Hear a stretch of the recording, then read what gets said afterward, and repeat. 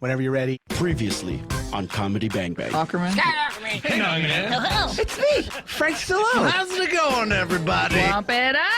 Poet laureate of the West. The Bachelor Brothers. It's like boom, bang, bam. Hi, I'm pregnant. It's not that kind of a show. I'm Baldroid. I gotta roll on out of here. I'm hungry. I was looking for scraps. Chupacabra. Hello, gumshoes.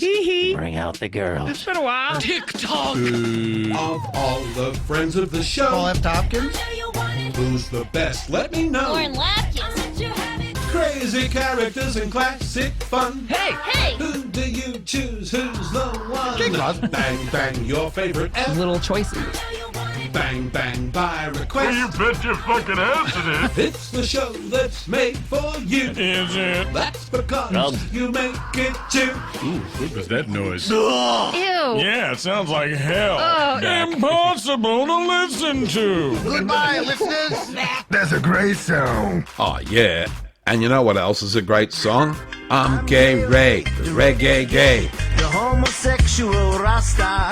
We cook you up a gourmet guy. If you don't know what I'm on about, you really should listen to CBB Casserole or How I Fell in Love with Comedy Bang Bang, a compilation of the comedy that won me over all those years ago by making me laugh the hardest I had in a long, long time. Oh, yes. And that I just had to share. The show that introduced me to some of the funniest people of all time. Tis. And helped me through bad times and made the good times Right. even better. Well, that's a long title. That's the title? Yeah, that's the title. Music to mine very ears. Hey, anytime. Oh, yes. G'day and welcome to Bang Bang by Request. I'm Brendan Roberts, Bren for short, BFB for slightly shorter, and this is the show for fans of Comedy Bang Bang with bits requested by fans of Comedy Bang Bang, Scott Aukerman's long-running podcast, every episode available at cbbworld.com. Many thanks to Scott, who has allowed me to upload his tent on Babyface Bren for almost 10 years now, other YouTubers before that, and many more since. Who are your favourite guests and characters on CBB? Which are your favourite moments and episodes? Make your request in the comments below. If you did that already in the comments for episode 1, thanks for your suggestions, which have all been noted, and I also spent a few days going through the comments of my old CBB videos, collecting requests I've had from fans for almost 10 years, and I have enough to keep the show going for months. But what I really want to do is talk to Comedy Bang Bang fans. Please come on the show and share your CBB love. It'll be voice only, not a video, though if you have a camera as well as a mic, I will record both, so I can use a few stills with your permission. You'll see what I mean shortly.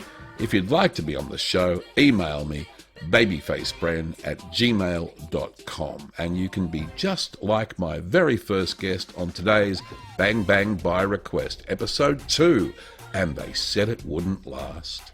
Bang Bang by Request is still finding its way, it's evolving, and I will learn how to do this as I go, like everything else, but something happened during my chat with my first friend of the show, not a CBB guest, by friend of the show, but wouldn't that be awesome? Or Scott? I know it's highly unlikely, but stranger things have happened. But back to this episode's guest. He's a very busy guy, and we only had an hour or so to record, and we were having such a great chat, it was about 45 minutes in before we started on Comedy Bang Bang, which I realised later was really shitty planning on my part for a show about Bang Bang. Better to have a clip of the show, a bit of a chat, a clip from the show, a clip chat. So that's how I've edited our conversation. If the abrupt change of topic throughout sounds weird, that's the reason for it. There were some technical hitches too. Where I am, the Australian East Coast, it was last Wednesday morning. In the USA, around 8 in the evening, and possibly a lot of traffic on the information superhighway was slowing shit down. There's audio delay, and there were glitches and freezing. Most of that I've cut out, but the quality isn't great some of the time. Apologies for that. Now, before we get into the show, just a little housekeeping. A fan credit I missed last time when I played the Little Choices ep of CBB. As I did say then, it's the episode I've been asked for the most, but I forgot to add that the last of those requests came after I asked for suggestions for this show, and it was what decided it for me. And I bet you thought it was just because Little Choices went with Little Gary. Nope, that was just a happy coincidence. More of that sweet synchronicity. Anyway, thanks Kugushi, I hope I got that right, for helping me decide what my first featured episode would be. That was last time, on to this time. Oh, yes. Now let's go to my first guest. He's a guy who has something in common with the actor Dean Cain and Australian tennis player John Alexander. Have you worked it out, Ryan? All white guys. No, not white guy. I wouldn't be Very unusual in the podcast space or online YouTube space. It's very unusual for it to be white guys. You don't see that very often in a lot of industries, especially. But podcasting, it's very diverse, very not white. Both those people have two first names for their name, and as do you. Okay. Ryan Casey, everyone. Welcome to the show. Yeah, Ryan, full name Ryan Thomas Casey, which, as my of friends course like to remind me, makes me sound like a serial killer. Because if you pay attention, all serial killers have those three names. Mark David Chapman, John Wayne Gacy, the others. Scott's so famous, and the rest. The others. How you been? Been good, man. It's been as we were talking about a little bit beforehand, it's starting to feel real summery here in the States, which I know is quite a contrast to what you were saying down there. But, it's shorts and T-shirt weather, starting to go outside a lot more, my lily white Irish skin is finally starting to turn a little bit not so white. You are a bit red. Yes. Yeah. I walked 10 miles today in the sun, so I'm a little the color correction hasn't come through yet, but maybe you can do that in post for me.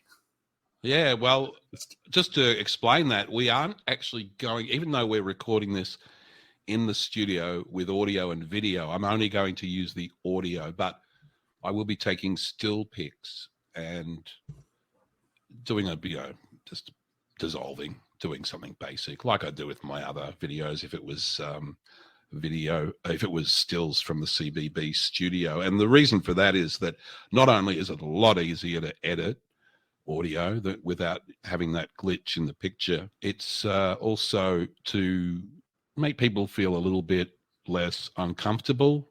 I haven't had a lot of people volunteering to be on the show. And I think the idea of being on camera might be daunting, even though it's great if for recording, but even then we don't have to. You can just not have a camera as long as you've got a mic. But yes, you're looking very red and I'm looking very white, as I always do, even in summer. I tend to burn very easily, so I don't go out in the sun a lot, even with sunscreen. But also I'm usually inside making comedy bang bang edits, so I don't get out a lot. But I have a few questions for you, sir. Ready? Hit me with them. Okay, so your name we've already covered. It's Ryan Thomas Casey. It does sound very serial killerish, doesn't it? Yep. Ryan Thomas Casey. I can imagine. Ryan Thomas Casey's murderous rampage finally stopped. that could be the front page headline. Through the streets of where it wouldn't really be out of place, as you've been telling me, Baltimore, Maryland. Yes, sir. Yes. Home of the Wire and crab cakes. That's right. And crab cakes? The Wire. Crab cakes. Yep. Very famous for their crabs down here. Okay, that wasn't a TV series. Crab cakes. It was no. That would be. If you were making a Baltimore TV series and you called it crab cakes, that would be a good starting point. But I don't know if you want to say exactly, but you're in your early to mid 30s, I think. Although I've been getting things wrong. 35. God. Right smack in the middle. Well, I know what I was doing at 35. I was working hard and partying hard, and I presume you do the same. That's a lot of what I do. Yes, sir. Now, what are you drinking at the moment? Work. I am just drinking heard- classics Sierra Nevada Pale Ale.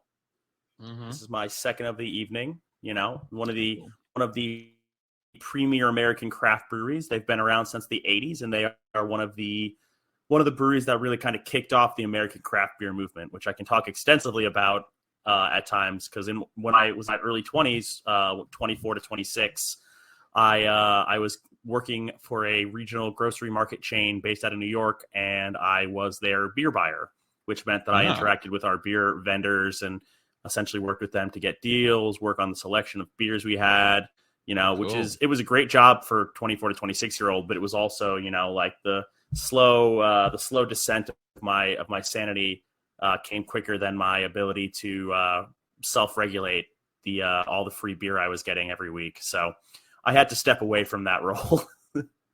Right. Yeah. So I was going to say lots of free beer, and I guess a lot of partying too, like a lot of work, social stuff. A lot of event. Yes, absolutely. Every Thursday through Sunday, I had pretty much had an event every night that I would go to, whether it was, you know, this brewery, whatever, this, that, and another thing. And it was kind of like I was expected to go to at least, you know, 3 of the 4 nights a week for work stuff. So it was a lot, you know. In your 20s, you have the energy to do that. In my 30s, I'm like, even thinking about it makes me feel tired. So I guess also in that job, if you were a bit late or a bit seedy on Monday, there wouldn't really be a big problem. No. Or were you expected to be on board Nope. at 9 o'clock Monday? No. That's good. No, I never was late, but, you know, if I came in kind of looking a bit haggard and definitely reeking of the night's events from before, no one really gave me too much trouble, because they were like, you're just out there doing research for work. Yeah, exactly. Now, on your days off, though, or your nights off, I suppose you wouldn't really want to go out, would you? Or were you doing that as well on your nights off? Oh, no. I mean, yeah, absolutely. You know, I was living in New York, you know, I had a whole group of friends out there, and, you know, it was like pretty much like, you know, 6-7 days a week, go out, stay like out. you said, when you're that age, you can do it. Absolutely. We do want to get to the CBB stuff. That's what the show's about. How did you get into? Now, I know this story already because we've talked, and I actually gave it a bit of a little tease in the first episode of Bang Bang by Request. How did you get into Comedy Bang Bang? So I was briefly seeing someone who was a fan. She recommended, she listened to the 2019 holiday episode. Comedy Bang Bang, we are back here. Jason Mantzoukas is here. Intern Gino. Sound speech. Sprague the Whisperer. Frosty the Ninja Man. We also... Yeah, that's it. Actually, Todd and Tracy M. and Darren Matichek had to leave. Look, if you don't like me, Scott, just say it. Oh, that's right. It's over here doing jumping jacks, trying to get your attention. They had to leave, but that means more room for etouffee. First, you tried to limit his time in his segment. Wow. He brought us fresh baked goods. You He's know, the only one. It's the last time I ever do something nice for somebody over the holiday season. Oh, no, don't say that. Don't become a Scrooge, etouffee. I may just do it. Well, I hope this... A ninja Scrooge. Don't get Scrooge. I hope someone comes along to prove to you the power of Christmas, but I don't know who that could possibly be. We'll never know. Does anyone hear that incredibly chilling laugh? I hear someone coming down the chimney. Could it be? Is it possible? The death bells. The dance of death. The dance of So death. sublime. It's me, Santa Claus. Oh, Santa Claus is here! Merry Christmas. Santa, Hi, Jason. How are you? I'm good. How are you? I'm good. I was beginning to worry we weren't going to hear from Yeah. Santa this year. Well, you maybe he- always hear from Santa. Did you follow him to England to try to give him some presents, and he just flew back last night and watched The Mandalorian? Why would I try to give him presents before Christmas? Yes, Well, that's a Scott, good point. You fucking Yeah, idiot. I know my job. Thank you. Also, I don't Must have to be- follow anyone anywhere. It must be nice to only work one day a year. Yeah, you think I only work one day a year? Yeah, I'm I do. making the shit all year long. Oh, the elves are making the shit. You're supervising. Hey, man. you want some more? You want another beatdown? You're sounding pretty Jewish right now, Aukerman. Hey, come on. You remember when we first met? When I kicked the shit out of you? Yes, sir. Yeah. Oh, you sound Yes, like sir. a ninja. I'm sorry, sir. That's all right. Look, we all get cranky this time of year. We do, don't we? What's worse than the holidays? That's It's the most miserable time of the year. Oh, Santa, That's the song. don't tell me you've lost the Christmas spirit as well. Etouffee has as well. Hey, nah. Hi, Etouffee. I just want to let you know that Scott's in a bit of a bad mood, Mr. Santa Claus. I don't think I'm in a bit of a It's bad fun to mood. catch Etouffee not paying attention Hey, after he's really grilling you to get more attention. Listen, after I have been welcomed with such open arms, you cannot expect me to check my email. Etouffee's been very nice this year. Thank you, He's sir. been making some wonderful, delicious food. That's right. That's right, which is a nice thing to do. Yeah. So that proves my point. Anyway, I am in a bit of a You don't bad... always have to be right about everything. No, I just am.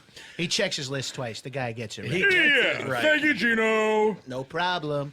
I am in a bit of a bad mood. Because, What's going on, Sam? Well, there's been a bit of a mix-up at the North Pole. A mix-up, some sort of situation normal, all fouled up. I specifically avoided using that term because I knew you would have to spell it out, but you did an end run around me. Kudos.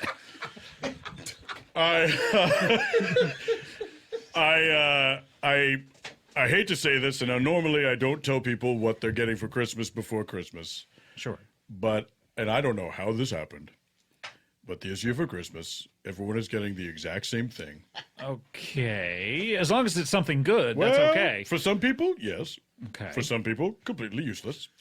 Everyone is getting a ladies' half-zip cardigan from Land's End, cranberry, size M. Oh, that's going to be big on me, but otherwise, that sounds pretty great. Yeah. Why that? I don't know. I looked at all this shit. I was getting ready to pack it up.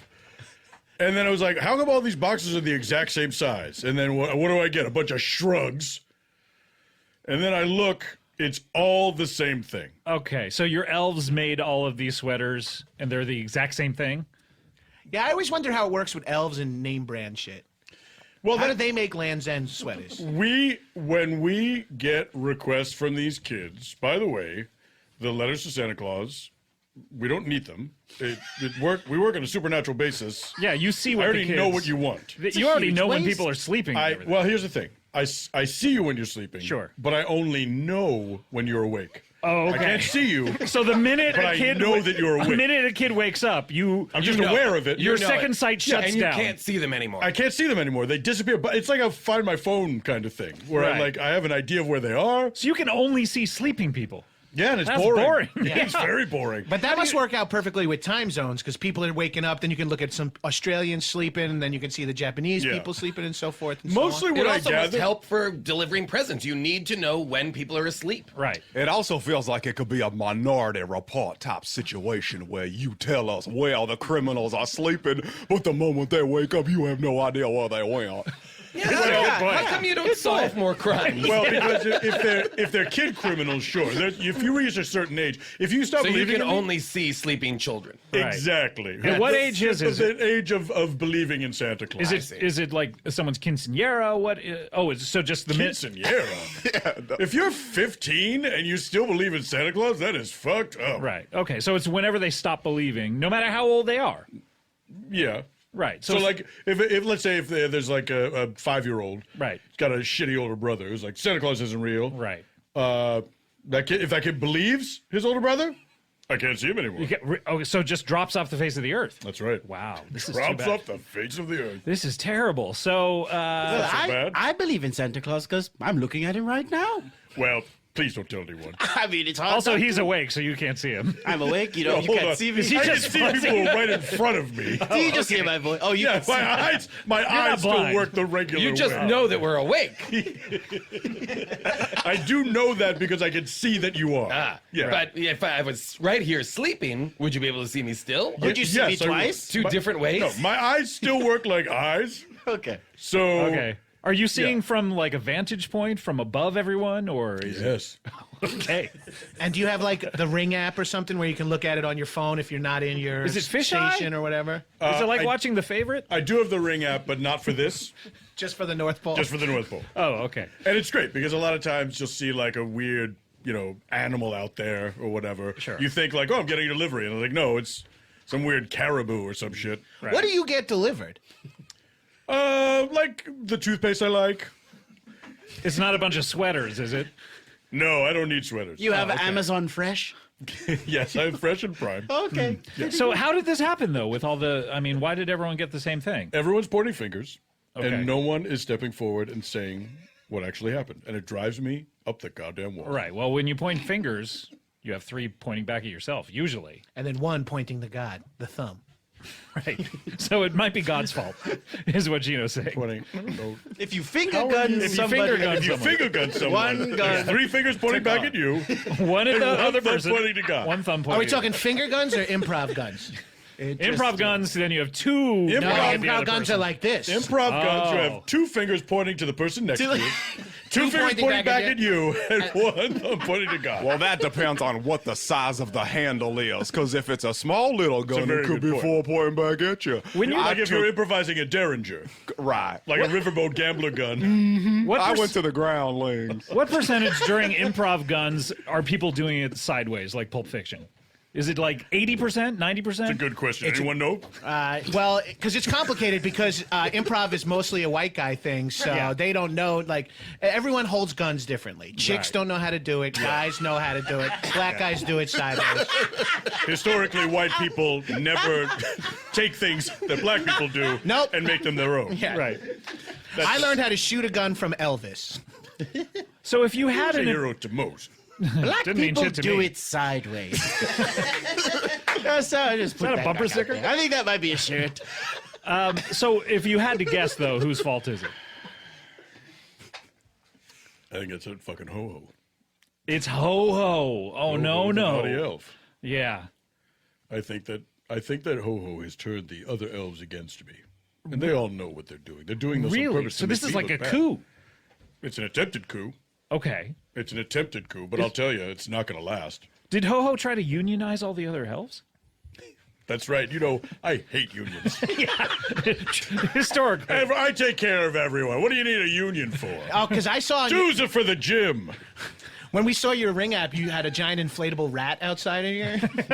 Yeah, I thought that was a present. No, I And then, think that was no, I yeah. thought it was like, oh, are we doing like a Macy's thing where we're gonna have our own Right. Christmas parade here? Well- no, there was a pointed message at me, Santa Claus. I don't know that I'm going to have much use for your present this year, Santa, but thank you. You're not even gonna try it. Try it on. What if, would you be happy if the day after Christmas everyone was just wearing the exact same thing all across the earth? Yeah, I'd fucking love that. Sort That of would like, mean. Oh, go ahead. No. You would too? Yeah, I'd love it. Why? Etouffee, tell us why. Well, I know why I would. But why would you? Well, I had a separate question and I jumped a little early. Jumped in too early. I'll be honest. So what's your question? You thought would not gen- love that. you thought you general just ag- wanted to talk. I will. No. Scott's got etouffee. Shook. You assume general agreement would allow you to participate in what I you mean, wanted to do? I thought so, but apparently the rules have changed. Well, that's That's that's good. groundlings That's for you. groundlings training. Yeah. I kind of like it as a way of getting into a conversation. Like, Yeah. I totally Listen, agree. Here's my question. You gotta do what you gotta do. Now back to what I had planned. I had ordered an air fryer from the North Pole. When you say you ordered it, you wrote a letter to Santa? Right, yep. That's not really. Do you consider those to be orders or That suggestions? makes it so just removed. transactional. Does your Ordered from the North Pole. are you an Amazon fulfillment center? No, fuck no. all I'm right. my own thing, man. Fucking millennials and their capitalism. It used to be Yeah. I asked Santa for this. You, Now it's I Jason ordered from the Mantzoukas. North Pole. Classic millennial. But etouffee, you ordered an air fryer. Well, yeah, I was wondering if all the mix up with the cranberry, what are your ladies Q-zips? Is that gonna It's fuck up? a Am I getting my Lands fryer End or not? half-zip cardigan. Okay. It's not a Q-zip. It's not a Q-zip. It's Half zip. H-zip. Half zip. H-zip. So, yeah. Are you definitely not a disappointed, Q-zip. Etouffee? I mean, I like a good sweater, so I'll It's take a good that. sweater. Sure. It's good. Lands in. It's Land's It stands in. I agree with What did that. I do? cozy. What's the problem with this Lands End cardigan? It was a Land's End. Wear the sweater! Put the sweater on! Who doesn't like a sweater? Sweater. Santa, are you trying to get on SNL too? No. I just am a big Seinfeld You fan. could totally get on Remember SNL, when he Santa. dated that high school student? That was weird. Yes, we should never forget It was that. fucked up. We should never forget it. Jerry Seinfeld was at my prom. Jenny. Jerry Seinfeld Jerry was at my Seinfeld. prom. Oh, He yeah. went with one of the girls, and everyone was fucking roasting him. Really? Yeah. First of all, he wouldn't buy us beer. He's He's like, no, thank you. Where do you even buy beer from? That's a good impression. Yeah. You were doing a Seinfeld impression It's not such a good moments ago. No, Will you buy thank us you. beer? Gino, No, you thank gotta you. get on SNL, Gino. I'm trying, but Alec Baldwin's fucking eating up all the good gigs. He's so good on that show. He's the best cast member they've had. Yeah. Well, Santa, I'm so... Sounds like that's enough for Santa. Give Santa the old etouffee hook. Do you have something else you want to talk about, Santa? The old heave ho ho ho. I'm glad you made it. Aukerman's got the broom out. Scott's segment transitions make it very clear how he feels about Said the you got some character. fan favorites to get to. I get it. The scan man It's is fine. sweeping you off the stage. The scan man? Yeah, you missed it. Oh no, I'm too late for the callback. This is a nightmare. A Nightmare Before Christmas? I Skullback. try to get here first. And I was kind of going through. It was literally came out the week I got laid off from my job, and I was in quite a mood, as you can imagine, as one gets. And I checked out on a whim. I had been a fan of the CBB TV show back when it aired. I was a big fan of the show, but I didn't. I just didn't really listen to podcasts for a long time, and then I listened to the CBB 2019 holiday special. I remember I listened to it twice in the same day. A couple of times. Yes. It laughed my ass off both times. Oh, yes. Well, we have to get to I believe these are our final guests on the hope show. so. They've been on a couple of times, including once up in Toronto, up in the Great White North with us. They came and visited us, but they are in a band. Please welcome to the show, Brantley Aldean, Harlan Haywood, a.k.a. Kansas City Breeze. Hi, guys. Oh, no, that's not it. Kansas Breeze. Memphis, Jesus Kansas Christ. Breeze. What did I say? Kansas City Breeze? Yeah, you did. You Get was it wrong. together. That sounds like a cheap soda brand. Yeah, that ain't Regional. us. That's exactly what it says. That's not you. You're Memphis, Kansas Memphis, Breeze. Kansas Breeze. An Right. expensive Taste soda the flavor. brand. How you doing, Scott? I'm doing good, although I forgot your name, which is for That's such all a right. popular group. That's all right. severe oversight. How are your secret visitors coming along? You seeing them around? Yeah, I've been seeing them. It's almost every city, night. state, breeze. Yeah. Not city. Breeze. City breeze. It's not city. That's how you remember it. City, state, It's breeze. city, You state, can remember breeze. it as the word city is not in the name. Exactly. It's implied Yes. But by it the is city's city, name. city. Yes. It's city, exactly. city, but don't say city, No, it's city. city, Oh, state. it's city. Okay. City state, but a city, City not state. from the following state. Yeah, Yes. city and the state are different. City, state, Yes. breeze, but City, don't say state. city. Don't say city. Don't say it. Yes, we are Memphis, Kansas Breeze. We are the #1 band for Southern men who watch stepmom porn. Yes. Oh shit. I remember you saying that at one point. I like in stepmom porn how much they tell you that they're not related. Yeah, they really It's in insist on the it. it's in the description a lot that there's no blood. See, me personally, I don't like that. See, part. that's I like a bit more I watch the ones authenticity. where there is blood. Because the stepmom's on her period. There will be blood. All right. All right. Anyway, guys. Well, we just happy to Which be here. means she's not pregnant, guys. Oh boy. That means direct deposits. You don't gotta pull out. Y'all are nasty. And when Memphis, Kansas Breeze is saying that, You must be nasty. You nasty. It's a nasty crew in here. Memphis, Kansas Breeze is saying you're nasty. You don't even know you're That doing is a a callback. callback. You are doing a you're callback. doing a callback and you don't know it. I see all callbacks. Accidental callbacks. That's exciting. I know. Well, we're here to it's sing a serious. couple of Christmas tunes for you guys. This is Really? a holiday show. Oh, this is incredible. He's off our new Christmas album. It's called Small Town, Good Times with Family and Friends, and also it's Christmas. Wow, well, that's a long title. That's the but title? Yeah, that's the That's the title. title. I Please like pick it though. up. It's evocative. Pick it up. Pick it up. Pick it up at It's your ska. local It's a ska? REI Ska store. song. Pick it up. Pick it up. This ain't ska, pick it up, pick it but up, pick it up, that pick would it be fun. Thank you. But yeah, we're going to go ahead and sing one for you now if you don't mind. I don't mind, and in I don't fact, I mind. would like to Let's go encourage around you to the do room. so. I don't mind. I don't mind. Do you mind? You guys Anybody mind? mind? You mind? Don't mind. Out of the Yes, you mind? Don't mind. Down? I don't mind. We don't mind. don't mind, Santa. That's Thank okay. you. Sound speeds. Oh, no, Otter said I'm Speeds, good. all right. Yeah. We're finally recording. Yeah, All we're right. finally recording. Well, and we'll pick up all the other All stuff. right, and do you want to say the title of this? Maybe I'll say it afterwards. Yeah. You're going to say it afterwards. We'll and say and that. are you going to say hello to me during this one? We'll see. Okay. We don't have titles for our songs. We only have footers. Oh, okay. Yeah, it's No headers. No headers. Just for the Footers. opposite of titles. Ooh, are I would love footers. it. Look That- like bibliography at the bottom. Ibid. All right, go ahead and hit it for us. All right, Brandley. All right, Harlan.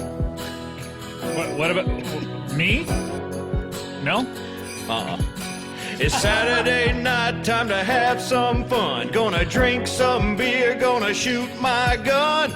Then I notice the date's December 28th minus 3, and that's a birthday to someone special to me. So I got some eggnog and I bought a tree and I put Rudolph on the TV.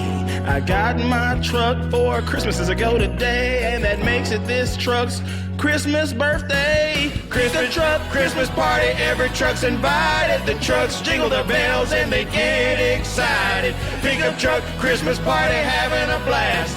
I left Santa milk and cookies made of gas. And instead of mistletoe, trucks kiss under air fresheners. And instead of Santa Claus, they sit on a mechanic. Instead of saying Merry Christmas, trucks honk their horns.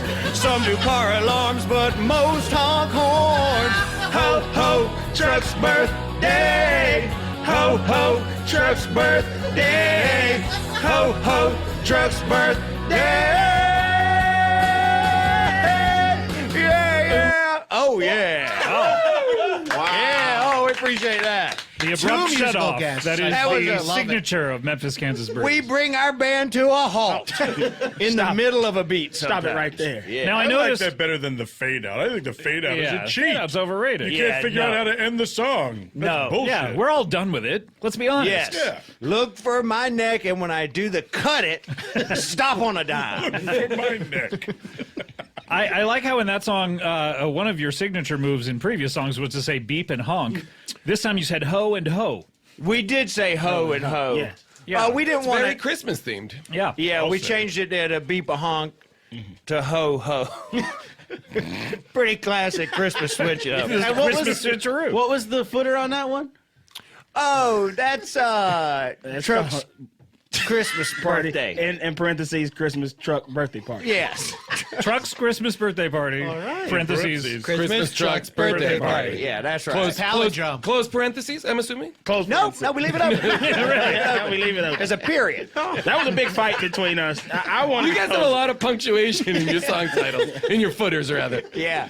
I wanted to close it, but that almost broke the band up. Yeah. Oh, no. Yeah. Yes. So you guys have been going through some hard times too, just like Santa and Dash Grab 'em. Yeah, we have. You And know, Etouffee, I guess. Well, I was having a good time until I came here.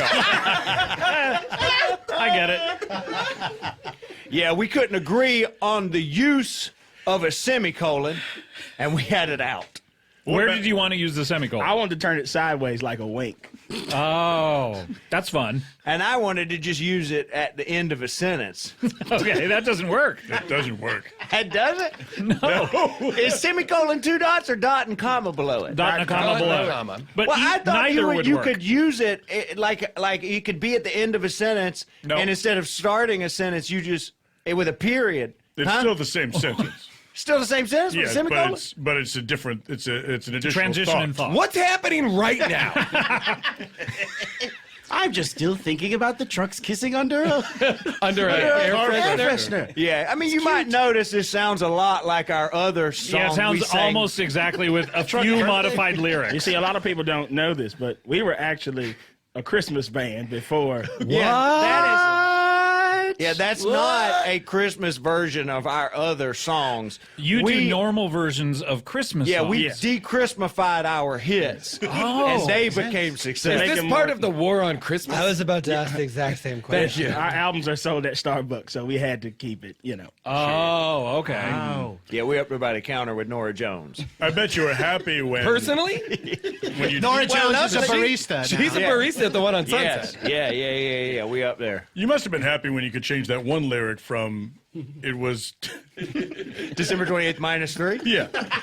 That would seem like very hard to fit into the meter of the song. Yeah, that one really has a couple words after that phrase ends. I have a question too. In the song, I think the person woke up in a panic, realizing it was 3 days after he previously thought it was, but remained in that panic. Yeah, this man doesn't look at the calendar a lot. Yeah. And when he does, he gets startled and he's like, I miss that. Can I ask you guys a question just because I'm always so curious about artists and how they work? Are these songs autobiographical? This one is. This one is. Yeah. Who was the main character? Which of you? We kind of pull from each of our lives. Yeah. Okay. But it's from both of ours. Because I personally don't look at a calendar ever. Oh, okay. I don't like the Gregorian calendar. Yeah, and I once ate milk and cookies made out of gas. Yes. That's got to be harmful. It's not that bad. When you put gas in the refrigerator, it becomes gelatinous. Gelatinous, of course. When you put gas, it's cannon, of course. Absolutely. Yes. It becomes gelatinous when you put it in the freezer. Right. Cannon, of course. Right. Cannon, of course. How do you see? It's a classic COC, a classic cock. How do you? I have to ask. How do you keep track of the date if you never look at a calendar? I don't follow time. Oh, I see. Everything that I do is off of instinct. Time was just invented to make people think they're late. Exactly. Mm-hmm. And if we see people like rushing into a house with gifts, we're like, it's probably around Christmas time. Yeah. It might be a baby they're shower. rushing into a house with gifts. We're late. And then I walk Hurry, in. get the gifts, get that gifts out of the back of the car, hurry in there. Why What are if these people people are- in such a panic? All of these police officers are rushing in with gun-shaped gifts into the house across the street. They have probable cause to If you think that they missed Christmas. If you see people just calmly walking into a house with gifts, No, that's birthday party. yeah, all right. That's birthday party. Why don't you let's go ahead and sing a couple more? I'm sure you'll have many more questions. I don't think so. Yeah. Let's go ahead and hit it with this next one for. All right, Harlan. All right, Brantley. I'm right here, guys. All right. Jason Mantzoukas. Yeah. There once was a girl truck who didn't get invited to the truck school Christmas dance. No one asked her, she had to stay at home eating Christmas Eve fruitcake made of gas. The most popular truck in Christmas school invited her to the dance as a Yuletide joke. The jock Christmas trucks were gonna laugh at her like Rudolph's mean friends. But then the boy truck took off the girl truck's Christmas sweater and realized just how pretty she was.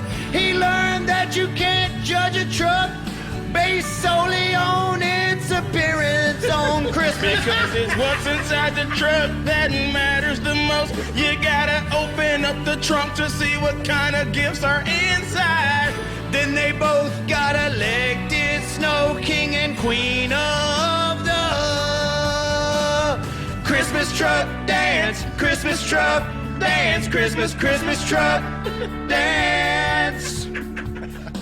Honk, toot, toot, toot, ding, Dong, hazelnut, toot, honk, beat, jingle, bells, hazelnut, coffee, Folgers, with Peter.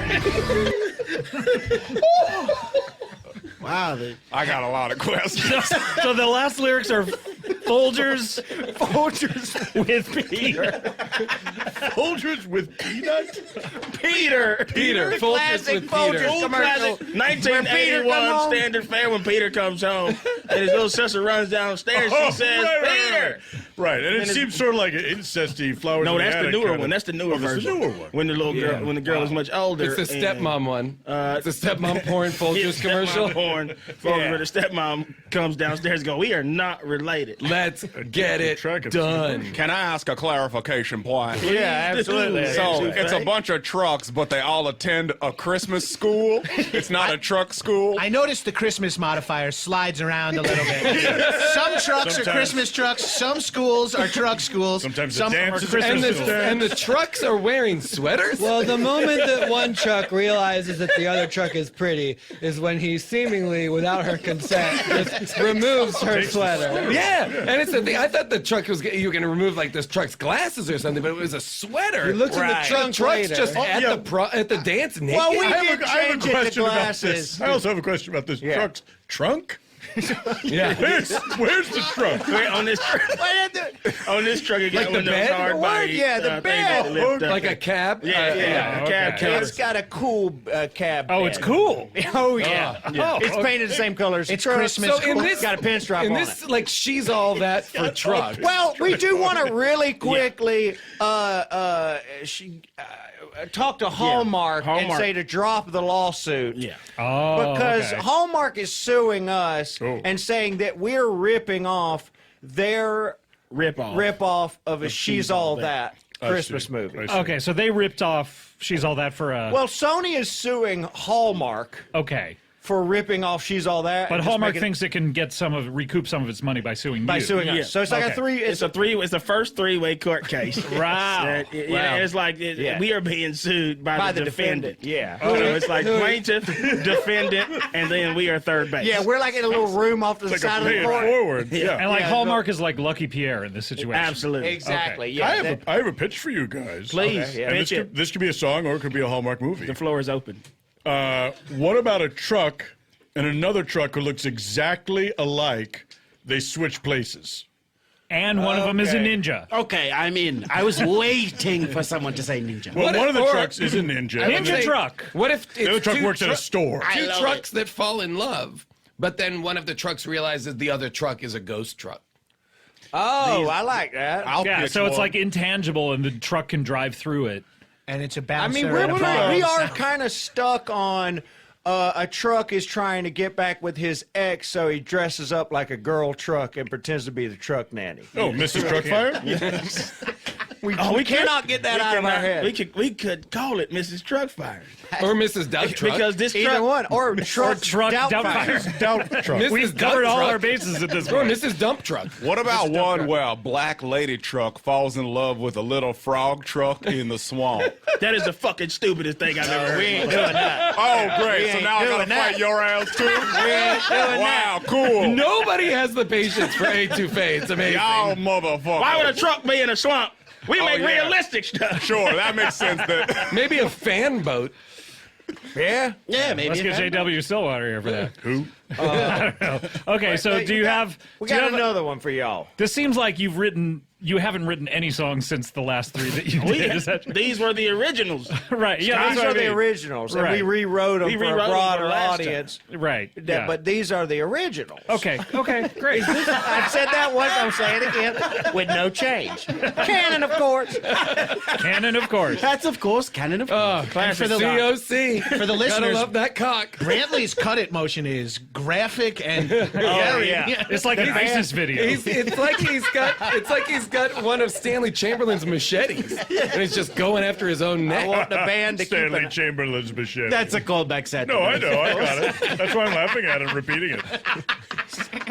All right, so you I'm have, using this it's last hard. you have Hardly a a final callback. song for Final us? song, yes. All right. Y'all Oh, gonna like thank this fucking God. Oh yeah, Harlan. Oh yeah, Brantley. Oh, yeah. Yeah? Gino. Gino. I came home from Christmas shopping to see my wife crying by the gingerbread house. My wife is a truck, and when she cries, she harks. Hark, hark. My truck wife said, honey, I think I'm pregnant. On Christmas. So I held her by her novelty reindeer car antlers, which are her hands, and I gazed into her icy windshield eye. I said, we've never had sex, but I'll raise your truck, baby. Then the truck gave birth right then and there. Out of her tailpipe, which is her pussy, squirting out the tailpipe, what did I see? A little baby truck that looked sorta Jesus-y. It was a full-size truck covered in Jesus' skin. It started screaming in Jesus' voice.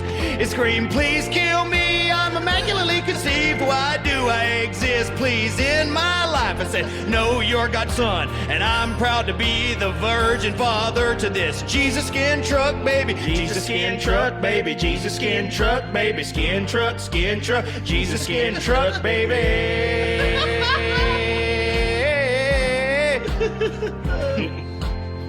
Hark, beep, beep, toot. Hark, beep, jingle, bell, jingle. Rum, pum, pum, pum, pum, rum, rum, pum.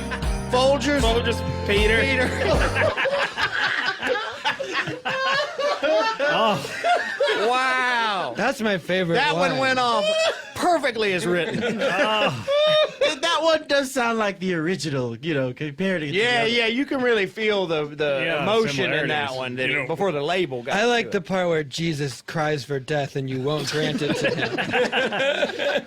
When a Jingle Bells started, I thought, well, those kind of sound shoehorned in there.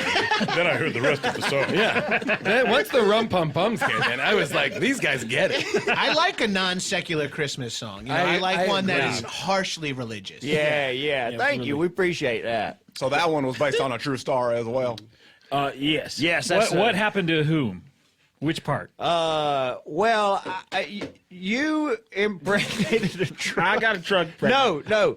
We were dating this truck. All of a sudden, it's pregnant. Yeah. Okay. Well, Both dating the same truck. We were both dating a We truck. shared a truck. All of a sudden, it's In pregnant. a truck throuple. In a trouble. And the truck just ended up pregnant, and I know that, listen, I'll just be a little graphic. We are listening. Listen, Yeah, so we're you guys at listen. the be very edges clear, of our seats. We are really listening. Arguably, for the first time in a couple of hours, we're listening to each other. Don't worry, I it's tell you one completely all men here. So say whatever you want. I'm over here shooting blanks, okay? Yeah, he's Listen, shooting. every time I come, my dick goes. Oh, you got the powder. I got the blanks. powder. Yeah, like that movie Powder movie? from 1995. Yeah, totally. My dick can bend spoons. And was that Michael? Or was that Powder? Yeah, I don't think it was powder. Powder is powder where the, can bend spoons. where the combination locks kind of lift up. Yes, I think that's exactly. really fucking weird. Powder can bend spoons. Oh, we can't. Michael was an angel. Michael was an angel. You're Powder- thinking of Powder was the Phenomenon. devil. Phenomenon. something like a phenomenon. What is happening right now? Black people do it sideways. Hey, we've always said it. Classic cock. Well, that's how I found out mine didn't work, because I was doing it sideways, and it just it kept going straight up. And I said, I'm doing it sideways. And it kept going straight up. Of Well, city-state breeze. Oh, boy. Yeah, that's it. That is it. That's it. Thanks for having us.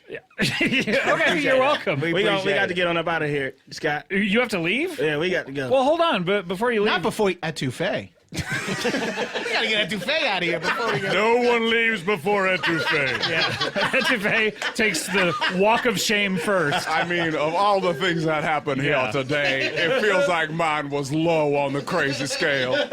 But hey, That's just part of your thing. what? My thing is that people randomly don't like me.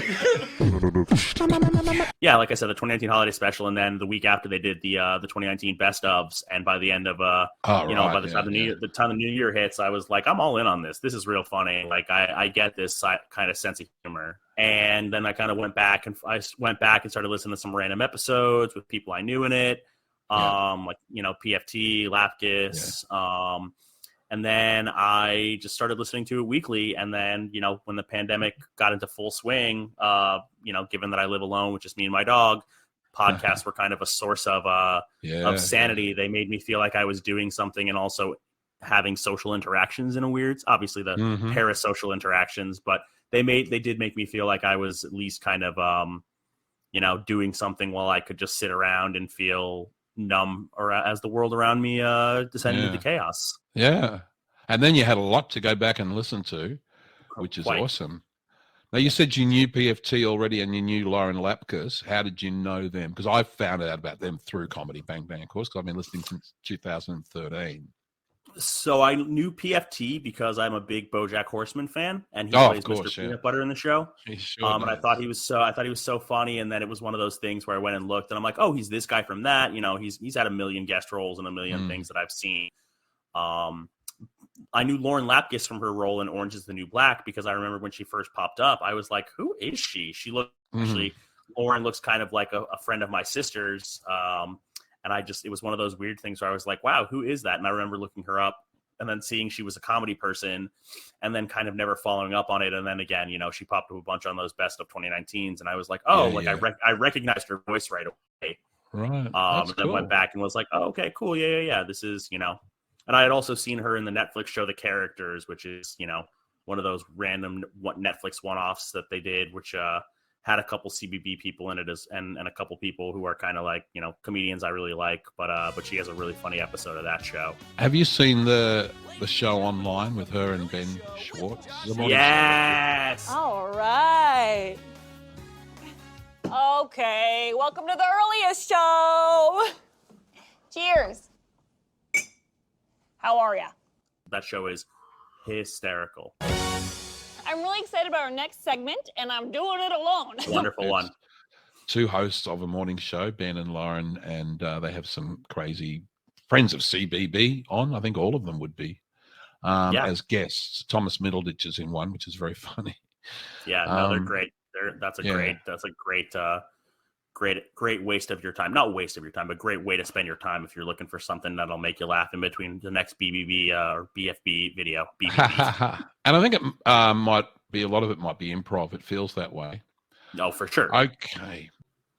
You're not from Baltimore in Maryland, and you're not from Baltimore in Ohio. You're from New Jersey. No Joycey. Right? No Joycey. Homotony soprano. Yeah. So you got to draw that out a bit. New Jersey.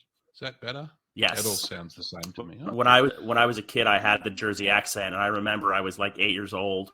My aunt was with us. My aunt started making fun of me and the way I said water. Glass of water. Water. I said I used to say water. Yeah.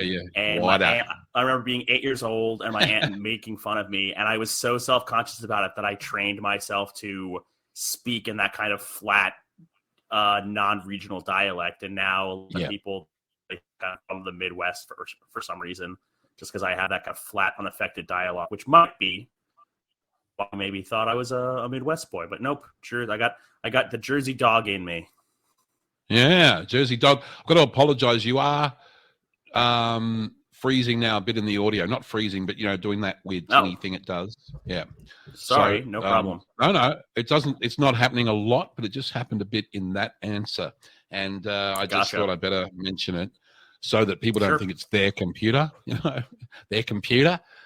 So I'm occasionally I hear myself doing the Aussie accent, and I had a real Melbourne accent. I don't know if you've heard the Scott Aukerman, the live show when he's talking in Melbourne, and he actually makes fun of Melbourne, and I hear it every time I say it. But when I went to my first station after Victoria was Canberra, which is the capital of Australia, and it's it's mostly Sydney, and there's a real Sydney-Melbourne rivalry.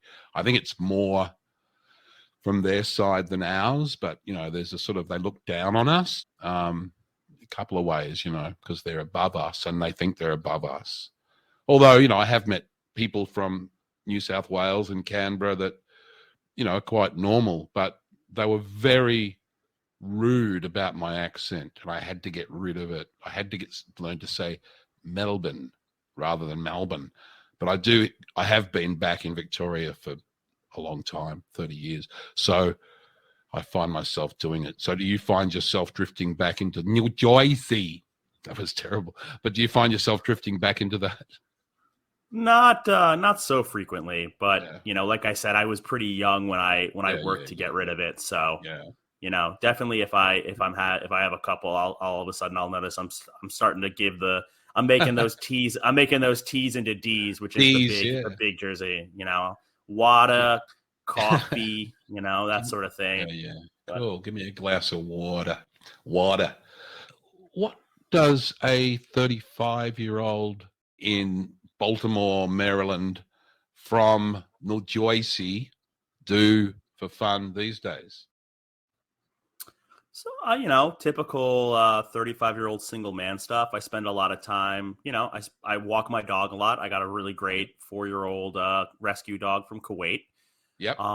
He and I walk a lot. I listen to a lot of podcasts and music while I do that. I have a pretty extensive record collection. I've been collecting records since I was in my early 20s. So love to spin records. Play a lot of video games. Big surprise for a single guy in his 30s. You know, watch movies, hang out with my friends down here, go to bars. You know, I'd say nothing outside of the realm of normalcy. Pretty ordinary activities for most single white men. Sure. And we're back to the white again. Absolutely. Well, single men of any color. Exactly, I shouldn't. My experience is not unique. No, it's funny. I never even thought about being white, but in the last 10 years or so, I'm very conscious of it. So one of those bars that you go to, which is quite a hot place to go, actually got so hot it burnt down, I believe. First it was evicted and then it was burned down. They were, it was arson. A bit of an insurance job. The guys. No. It's ironic. The guy's name was our period son. It was a weird twist of fate. Wow, that is a coincidence. So that's gone, but you've got plenty of other places to go to in Baltimore. Absolutely. Yeah, I live in a neighborhood that is absolutely loaded with bars. Cool. So it's yeah. Have you ever successfully introduced Comedy Bang Bang to a friend or a relative? Successfully? I know tried to, because I've tried to a few times. I have a friend who will listen to specific episodes if I send them to her and tell her they're very funny. And I am currently trying with, as I mentioned, the person I've been seeing recently. I'm trying. I'm showing her some of your stuff, some old stuff. Yeah. She tends to like kind of grocery humor, so I'm showing her a lot of GINO stuff. Right. She laughed pretty hard at the story of GINO at the GINO going and being a bait boy for the FBI. Oh yeah, that's wonderful. I didn't use that in GINO 1. It's supposed to be in GINO 2 if I ever get to it. I've got a few on the back burner. I didn't realize you were rich, GINO. Yeah, I got a little bit of money from the settlement. Oh wait, what's settlement? Wow. You haven't told us about this. I never told you I was a bait boy for the Catholic Church. No, we have not heard about this, GINO. You were a bait boy. I was a bait boy working with the FBI. And then I ended up having to sue the FBI because they let me go. Because I got what they call in too deep. Oh, no. How long was this and how old were you? I was a concubine for a few different priests. A concubine? Wait, so you got in too deep and so you had to sue the FBI? Well, here's the thing. They hire these kids to go undercover into the Catholic Church, be altar boys and shit. Just like a 21 Jump Street situation? Sort of like, are you of age? It's like the Catch a Predator, the only show where you actually feel guilt for pedophiles. Right? Is that I feel guilty. Is that the tagline of that show? Yeah. It's like humanizing pedophiles since '96. I love when people are embarrassed on TV. I love it. I love people's lives are ruined publicly. It is one. I will say to catch love that. It's not a Jackass type of show. Well, no, it's fucking funny. It's a prank show. It's one of the best prank shows. I mean, they think they're going to hook up with that little girl. And then it turns out she's 20 and this is all joke. I like when a fat weirdo shows up with a six-pack of Zima to hang out with a 14-year-old. Fucking nasty freaks. She'll die. I don't want you watching that show. So I was undercover as an altar boy, and I was just getting, turned out by a bunch of these priests. Oh, boy. But how old were you, GINO? I was 17. 17 seems quite old. Yeah, but I'm very skinny, so I look. That's right. I look really that. young. Yeah, and I'm underdeveloped because I don't have any body, like real muscle mass or anything like that. Right. So I'm what I guess is called a twink. And these guys, they turned me out. They shook me around. Stop saying they turned you out. They shook me up, spit roasted me, flipped it and No, reversed come on, it. You know? no. Missy, Flipped it and reversed they it, Missy Missy misdemeanor Elliot me. you? Yeah. They turned it into a Please. verb. No. Got a purse? So, wait, Let me did search it, and they would put both hands up my ass. Why would you let them do this? I did the thing, you know, like that they do at Sesame Street, where like those grown men have their hands up the little things' asses and they're talking. Oh, those are puppets. Yeah, I did that. I was You were the puppeted puppet? by a couple of priests as part of like some sort of act of contrition thing. You don't know what Was puppets it a are? show? Now, By the way, those are I Muppets. read about this. The FBI said you were not actually working for the FBI during this. I misread an email. What email Her did you get? emails. Exactly. Lock her up. Kill her. Lock her up. I was fucking. I don't look. That's the thing. And so I thought I was undercover. So I come to the FBI and I'm like, Right. guys, I got plenty of evidence. They're like, we don't know what you're talking about. And I was like, I guess I'll go get more evidence. Oh, no. So I went back into the rectory for another year, and I was wearing a wire. You know, What kind of What wire? do you think is a wire? Oh, I had like a choker necklace. I had a mouse tied around my neck, a USB mouse. Oh, no. Now they make them wireless. Now I know. So I'm in there, you know, and they're fucking slapping me around. Okay, They're we don't need filling the me up. details They're of filling Wait, me up more with. details. They coin star me. Do you know what coin star Oh, is? no. What is that? They fill your ass up with change and then pull dollar bills out of your mouth. I don't know. How is that a thing? I don't know. They're the fucking priests, man. Are These you a guys know magician? magic. Wait, is it a magic trick? I think it might be a magic. What happens to the change? They go like water into wine, quarters into fives. So it's transubstantiation. Yeah, it's consecration or something they call it. Look, long story short, I get please, out. shorter. The FBI goes, look, we don't know what you were doing there, and I was like, I'm suing you guys, and if this story gets out, you're fucked. So then Comey came to my house and handed Comey himself? Comey? Yeah, Wait, Comey came to how my long This guy's ago a was fucking this? freak. Is this going to be in his book? This was 3 years ago. Wait a second. I'm 20. You're 20? Oh, Yeah, okay, I'm 20. okay, I'm a okay. fucking college intern. I'm in. That tracks. So he came to your house and So what did he Comey do? came to my house. We played one-on-one basketball. He fucking crushes me. Oh, of course. Yeah. He's like 6'7". Yeah, turns out. Does he he- was sitting down when I challenged him. You challenged him. I was like, if you Wait, you challenged him he to said, one. he said, we can't give you this money for the lawsuit. I'm like, if I beat you in one-on-one basketball. Because we have a hoop outside my mom's house, right? That's great, man. Lucky. Congrats. Congrats. How'd you get that? Oh, my mom saved up for a decade. Do it, Dad. Put it on layaway. Oh, no, I'm not going to give you a hoop. I want to play hoops. Did you see? Todd called Scott dad, and Scott answered. Yep. See, detective. See, detective. Cunt detective. Oh. Okay, look. Come on, Scott. Is that the end of your story? So he ended up beating me. He ended up beating you. But out of sympathy, he gave me 100K. Gave me $100 and a big ass bag of ketamine. Oh no! And I was able to sell that ketamine for another few $100. Now I have that money to do whatever I want. That's great. Okay. Yeah. And all Because you that's had how to I do- got the money to do the thing all you guys had said. to do was get crazy molested by a priest for a number of years. That's it. And I made out with $800. They would do like the Baconator to me, all that kind of shit. Okay, I don't even know What's what that is. Todd. It's where they line their dicks up like bacon slices on a Wendy's sandwich, 3 this way, 3 this way. Also, it used to be called the Lincoln Log until the Baconator marketing took over. Wait, the And Wendy's then what? Corporation? Then I stand on it and sing What do you sing? the national anthem by radio. Oh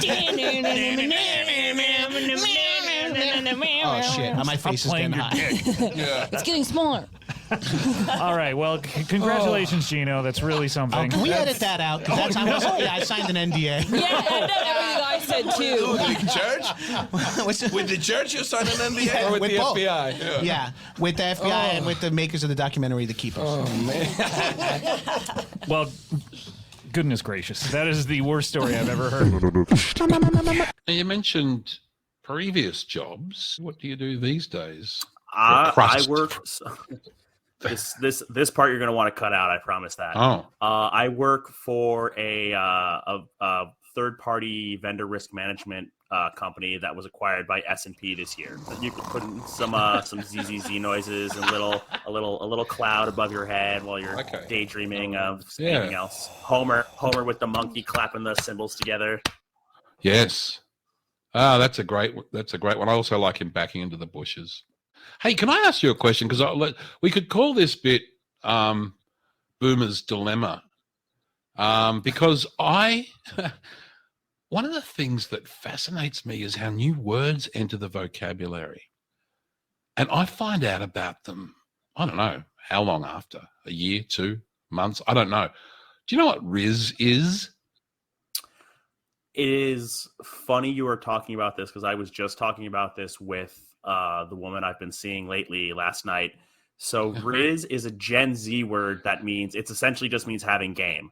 And I was talking to her about this last night because she was telling me about this Gen Z girl in her program that she's doing. It's an education program. This Gen Z girl, she was telling me she talks just like a Gen Z girl. And I was saying it's one of those things that also, makes me feel like old man yelling at clouds.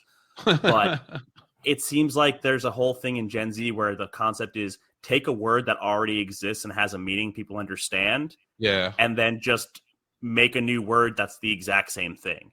Right. So rizz means game. It's it's the same thing. And so it's like, well, then why have a different word for it? And they're like, well, it's not having game, it's having rizz. And it's like, but it's the same, it's the same thing. You just took really a word and concept people understand and changed it to make it so that it doesn't describe anything additionally. And it's, I don't know. I know, again, it makes me sound a zillion years old as I shake my hands at the clouds. Seriously, truly, it's just one of those things where I'm like, I'm old enough that I'm kind of like out of that world a little bit. Yeah. And I'm not as perpetually online. Like I don't have any social media or anything. So I'm not on TikTok. Well, I think TikTok is where a lot of it comes from, but I'm definitely not on TikTok. So I'm kind of behind the times a little bit when that stuff comes, but I'm glad to hear that because I thought it was just me. Sure. But it's good to know that that happens to you too, because it just flummoxes me how these things appear and suddenly everyone knows them. The other one, which I know has been around a long time, and I kind of had it figured out, and it's an emoji, and it's the 100, that comes up after. Oh yeah, keeping it 100.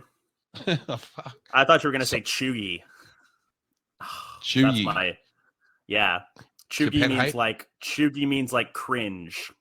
Okay. Oh god, there's so much. It's too much. Sure. Like just when you think you've sort of got vocabulary mastered, all these new words pop up. Those shorts. Do you watch those? Sometimes, depending on, there's a lot of YouTube channels I follow, and it seems like some of the creators have gotten into doing more of the shorts, but my YouTubing tends to be more focused on, other than obviously the BFB stuff. I watch a lot of stuff about like vintage games and like kind of anime and nerdy shit like that. So okay. And you game a lot, do you? Like how many hours a week do you say you'd game? That's an embarrassing question. I'm going to plead the fifth. Of our American Constitution, and you can play a little flag waving in the background in the dun dun dun you want there.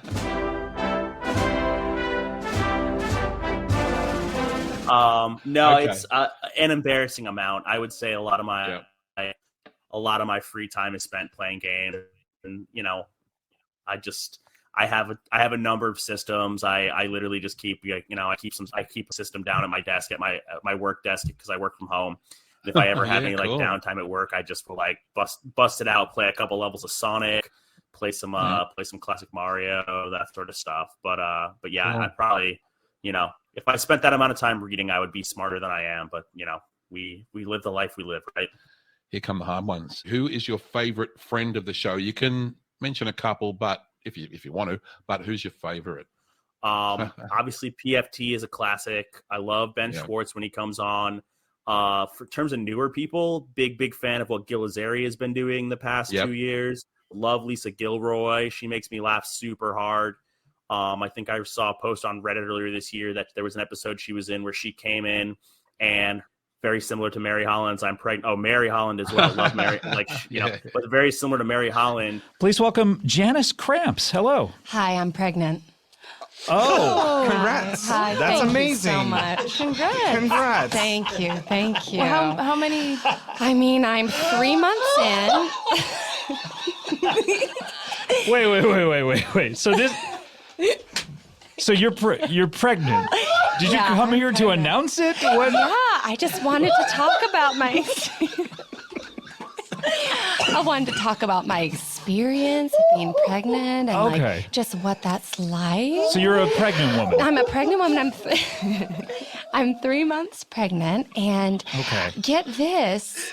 Yeah. Someone actually added up the amount of time that PFT laughed before, like did his classic PFT laugh. And PFT laughs for quite a while. And you like say 55 seconds.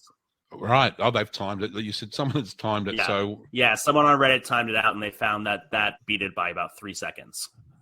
Oh wow! I might play that because I don't know that bit. What's it? Dr. Skeleton's Celebrity Toilet. It came out on February 13th this year. All right, we need to get to our next guest.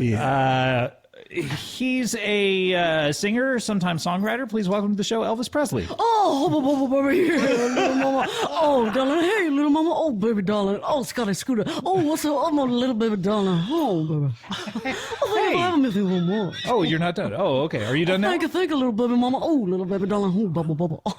Okay. Hey, Elvis. I heard hubba bubba. Oh, hey, little baby, darling. Oh, mama, mama. Hubba bubba, like the chewing gum? The chewing gum. Oh, the American chewing gum. The American chewing gum. The American chewing gum. Yes, little darling. Bubba, bubba, hoo, ha. Hey, Elvis. Great to meet you. I'm a little confused about your personal history because as far as I remembered, you were I thought you had passed away in the 70s. Oh, Scott, don't be a hubba bubba fool, little maybe mama. You really believed that, didn't you? I was only 42 years old. 42-year-olds don't die, little baby. 42-year-olds don't die. Oh, this is good to know. If you're a celebrity, you don't die that young, do you, baby papa? I guess not. So you didn't die on the toilet. I had heard it was on a toilet. It was on Dr. Skeleton's Celebrity Toilet. What? Wow. You know, I've heard of Dr. Skeleton's Celebrity Toilet, but I always thought that it was a myth. No, it's real. So it's for only the A-listers. I really don't know what it is. You've never heard of Dr. Skeleton's Celebrity Toilet? Is this a thing I need to look up? I honestly can't believe you're actually Googling it right now, Scott. Let me explain it to you, little hubba bubba. It's not on Google, Scott. I mean, it's... Can I Bing it? So no, it's I mean, it's such a myth and a legend. It's I didn't. No one even puts it on Google. Google rejects it. Okay, all right. Just takes down all the. What? Tell me about what is Dr. Skeleton's Celebrity Toilet? It doesn't surprise me, little baby dong dong, that you wouldn't know what it is, little mama, because it's only for A-list celebrities. Okay. Oh, I see. I'm a B-list celebrity. Oh, you're something like that. So what it is, little darling, is Dr. Skeleton comes to your home if you're A-list only, and he installs a Dr. Skeleton Celebrity Toilet. Now it goes in the upstairs bathroom, a secret private quarters, and if you ever get too tired of your famous life, or your wife wants all your money, or you want to do drugs in private, you can flush yourself down to Mazatlan.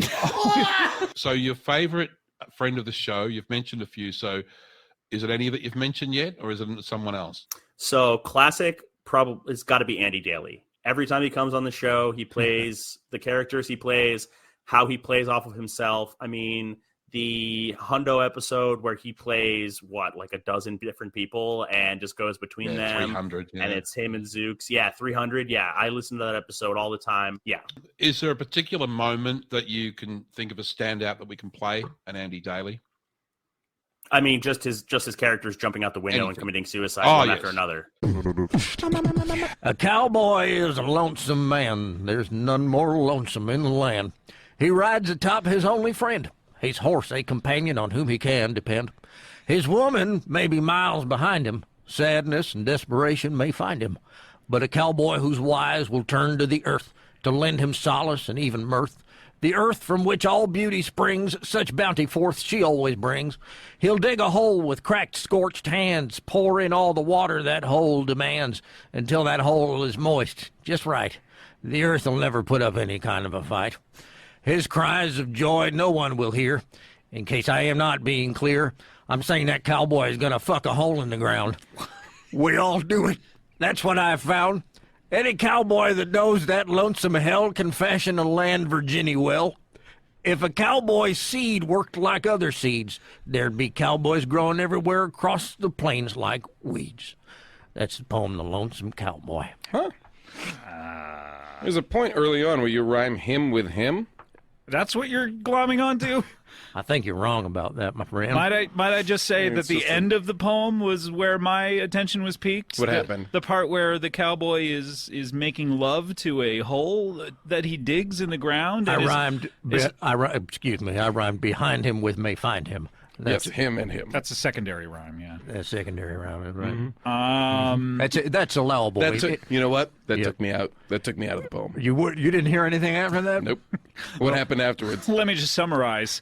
This lonesome cowboy is hoping that cowboy clones will grow out of the earth. Wait, what? From where upon the spot upon which he is masturbating. Dalton, is this it's fascinating. Poems are open to interpretation, but that one is all wrong, your interpretation of it. Because what Scott was just describing sounds like some sort of sci-fi cowboy poem. Is that No, what I don't this go was? for that. No, absolutely not. Like no.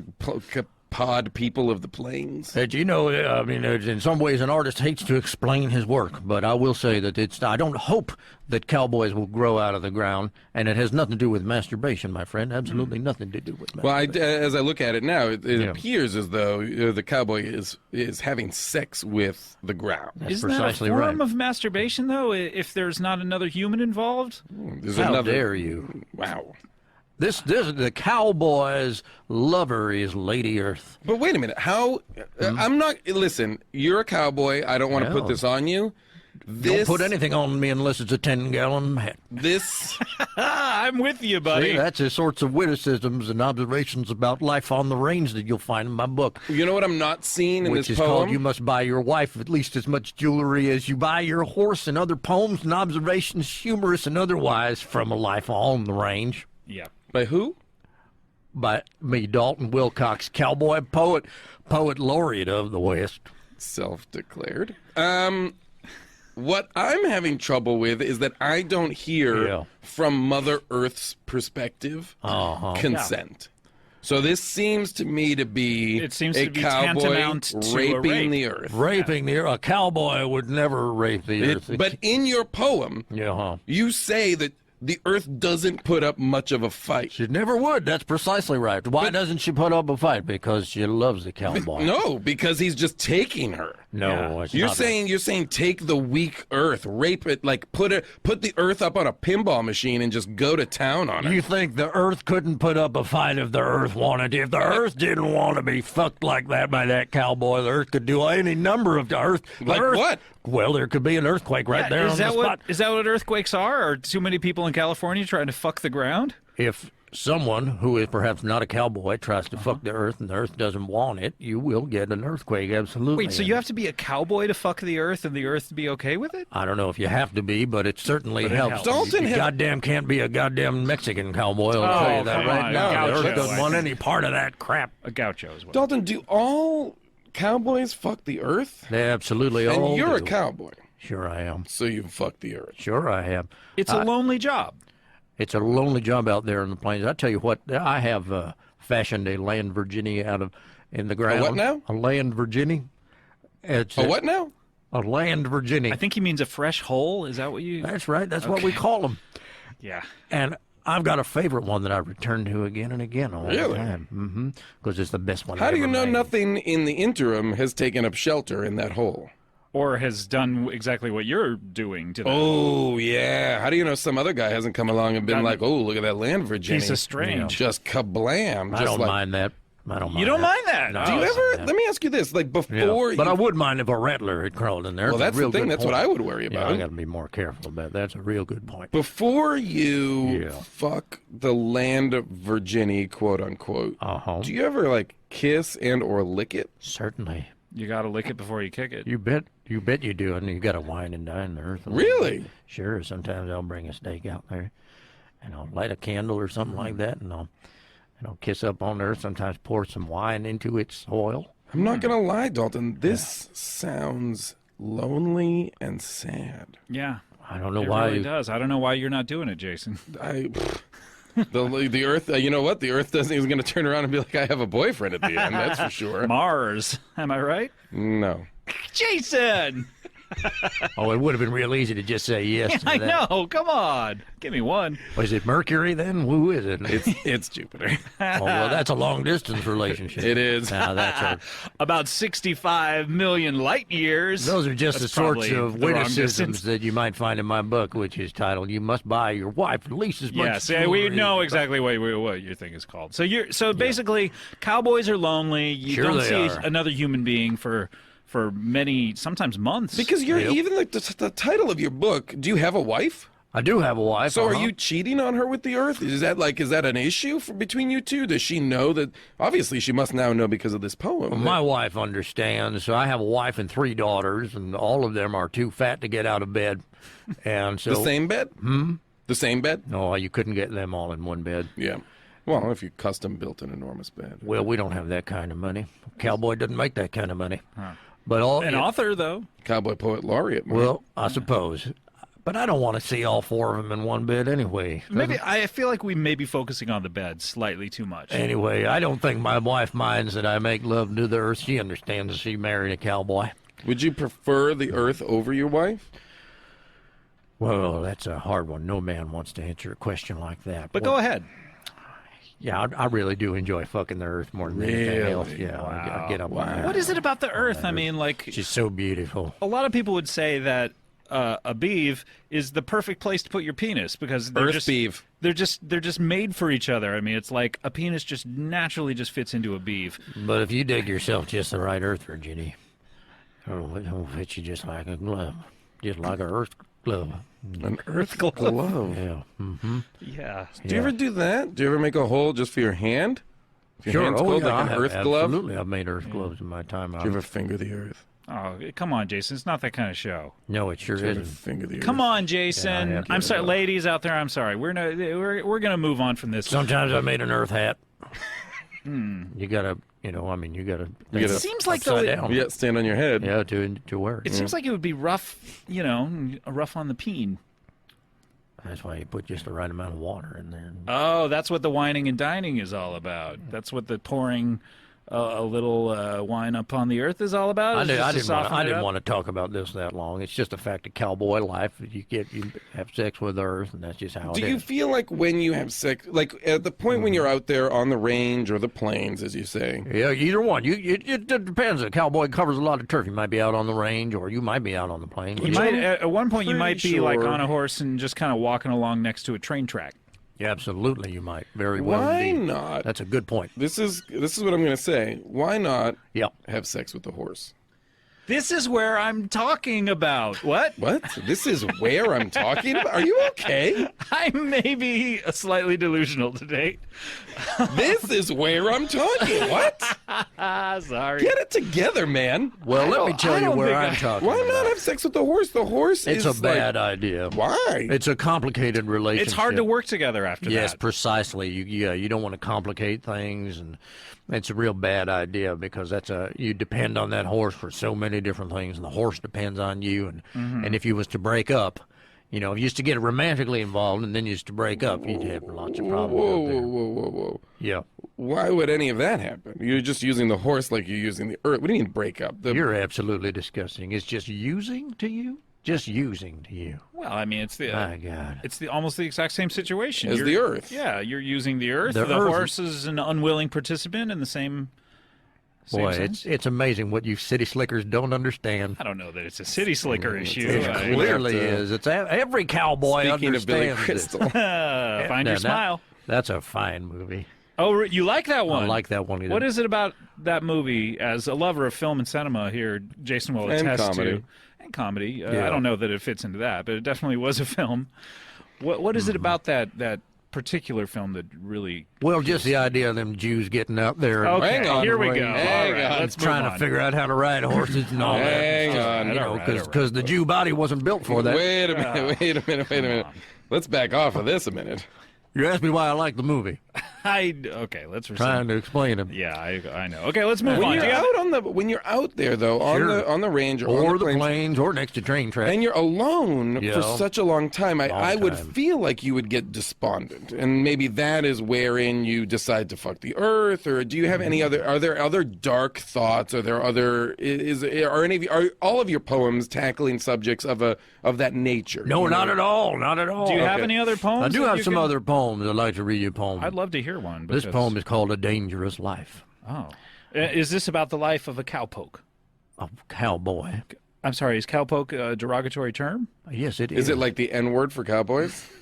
It just about is. I'm so sorry. We call it the cow P word. Then I wasn't referring to you. I was just saying, is it about a life of... It's about the life of a cowboy. I am a cowboy poet.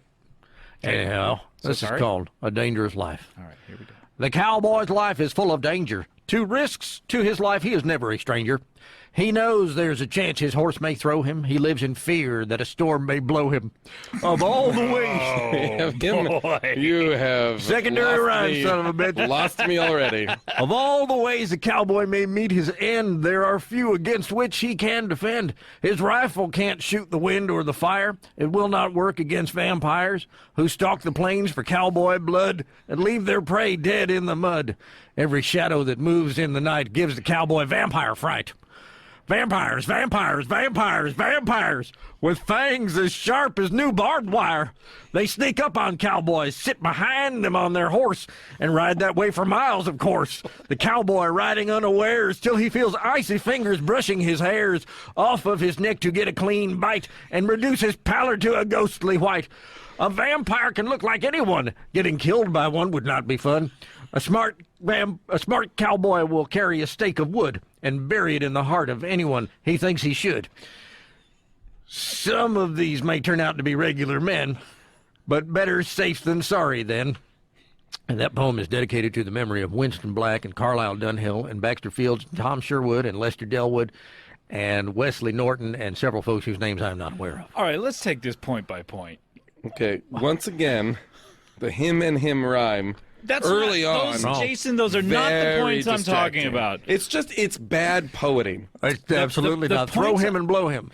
The points I'm talking about are, it seems to me like you're trying to attest that vampires exist, but that's you know, there's several schools of thought on that. They're not out on the range. Let's break them down. Let's break them down. Well, let's count them down from one.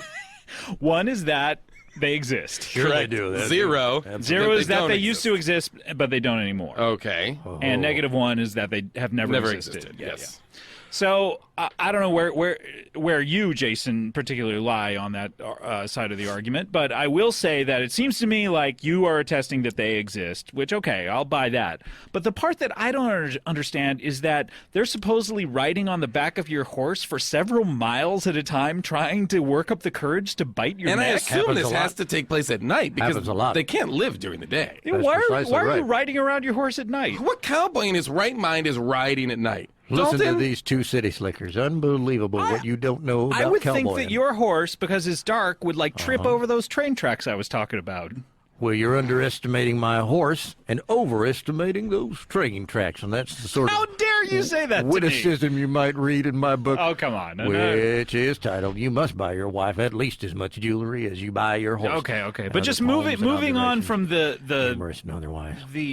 strange plot of this, I just have to say that dedication at the end, it seems to me like you are practically admitting that you have murdered at least 6 people. Let's just say this. Now, number one, there are vampires out there on the plains. It's a real problem for any goddamn cowboy. He'll tell you it's a real problem out there on the plains and on the range. Or are vampires a convenient scapegoat for a murderous cowboy who wants to take out the competition? Were any of those people on that list poets? A couple of them were pretty good with words. I mean, that's interesting. None of them was the poet laureate of the West, not even close. Well, I mean, Why are any of those people on the back of your horse trying to just sort of brush away the wisps of hair that are Great question. I'll tell you, there's a few names that I left off, names of Mexican cowboys. I don't even account for them. They don't really even resent. I feel bad that I brought up gauchos. No chance you remember their names anyway. I don't know. To me, and Jason, maybe you're just kind of getting the picture here like I am. I don't know about that, but maybe you are. But it seems to me like this guy has some sort of a problem and is kind of a weirdo. Dalton Wilcox? What? I think patently unfair. I think your book, whether you realize, you know what it is. It's like you were saying. My book. You it's must like buy your wife at least as much jewelry as you buy your horse. I just did, Scott, a Google search while Dalton was reading you did that on last, Google. While Dalton was, I just did a Google search using Bing. Oh, and Jason, you can't do that, man. Ooh, Come sorry. on. And Dalton, what? What? Just out of curiosity, what your wife's name is? My wife's name is Cecilia. Okay, so that it is right. So Cecilia, because I found a news story that says Cecilia Wilcox and 3 daughters were killed a year ago. Oh my God! I better get home. A year ago. Yeah. A year ago. And that the prime suspect in the murders is one Dalton Wilcox. Wow. That's ridiculous. I can't believe they published that on the internet. Don't read the internet, folks. Just read newsletters that are handed to you at hoedowns and rodeos if you want accurate information, because that's baloney sandwich. I'm starting to feel very scared right now that we're in this tight, enclosed space with a purported madman. They took my spurs. You don't have to worry about anything. Gentlemen, there's vampires on the plains. You're the vampire. I'm not a vampire. You're the vampire. It's the middle of the daytime. Hand me that article. Would you just hand me that? Hand me your computer. Here you go. Oh, stop it. What? Now, look at these pictures of your poor wife and your... Oh, they are really fat. Well, they're really fat. A long time ago, they became far too fat to get out of bed. In the story, it says that the wife, they found numerous wet holes dug into her body. Yeah. They found and semen in those holes. How disturbing. And they found 2 little wet holes on her neck. Mm-hmm. From bites. Goddamn, a vampire got her. No. Dalton. Sounds like a vampire got her. Goddamn, a year ago. Let me inspect your teeth, Dalton. You're not going to inspect my teeth. Open your goddamn mouth and let me see your teeth. Scott, be careful. Well, who do you think you are? Let me put my gloves on. Let me put these rubber gloves on. Open up your goddamn... You put those on really quick. Blood marks. Blood marks? Blood marks. From a year ago? No, that's what's scary. I can tell that these blood marks are from 1 hour ago. Blood. This is ridiculous. I just came here to promote my book. You must buy your wife at least. You mustn't if she's dead.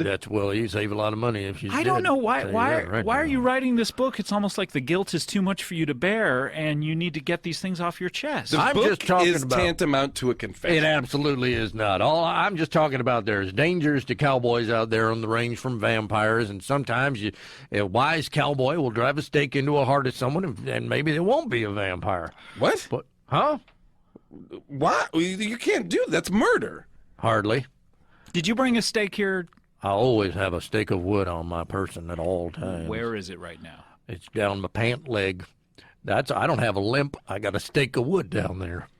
I noticed your limp when you walked in. It ain't a limp. I'm fit as a fiddle. I thought twice to myself, as loud. that's no ordinary limp. I thought to myself, this guy's not fit as a fiddle when he walked in here. Really? Yeah, it turns out that's just because you have a stake down your pants. That's precisely right. And if I come into someone who I believe is a vampire, I'm going. What do you think of us, by the way, since we're trapped here in the studio with you? These doors don't unlock until the show's over, unfortunately. At sundown. At sundown? At sundown, yeah. Well, dang. It could get real dangerous. It could. Could get real dangerous. It could. All right, well, we'll just see. I don't like the way you guys are looking at me. There's 2 of us. I will say that. There's 2 of us. I don't know where Engineer Dustin falls. Is it strange, Dalton, that a cowboy poet laureate of the plains would be invited to a City Slicker podcast Real after weird. being so outspoken about vampires? Mm-hmm. Isn't it odd that you would come here? Isn't it strange?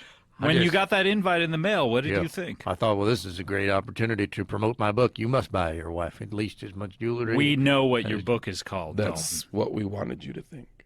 Trying to tell me you guys are vampires? I've never been so scared in my whole goddamn life.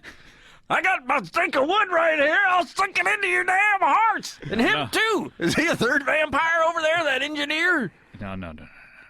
Let's tell you what. I want you to calm down because I want to hear a third poem. Do you have a third poem? I do have a third poem. All right, I need you to calm down a little bit. This is terrifying. The sun's probably going to go down in half an hour or so. Probably half an hour. I've got a half an hour before I have to slay 3 vampires. We'll just kind of see what's what in a half hour from now. We'll give you an option. You can try and take us on. Oh, my God. Or you can turn your stake on yourself.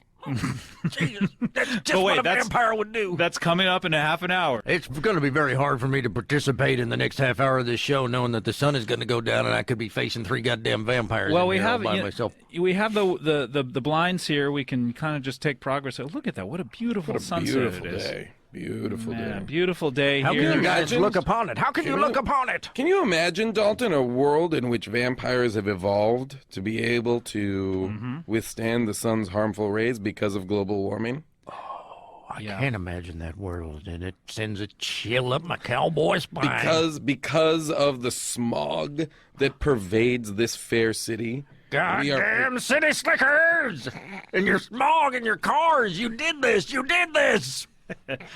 Is it safe to say this is your last will and testament in a way? I'm going to fight my way out of here. You better believe I am. This may, though, be the last anyone ever hears of you.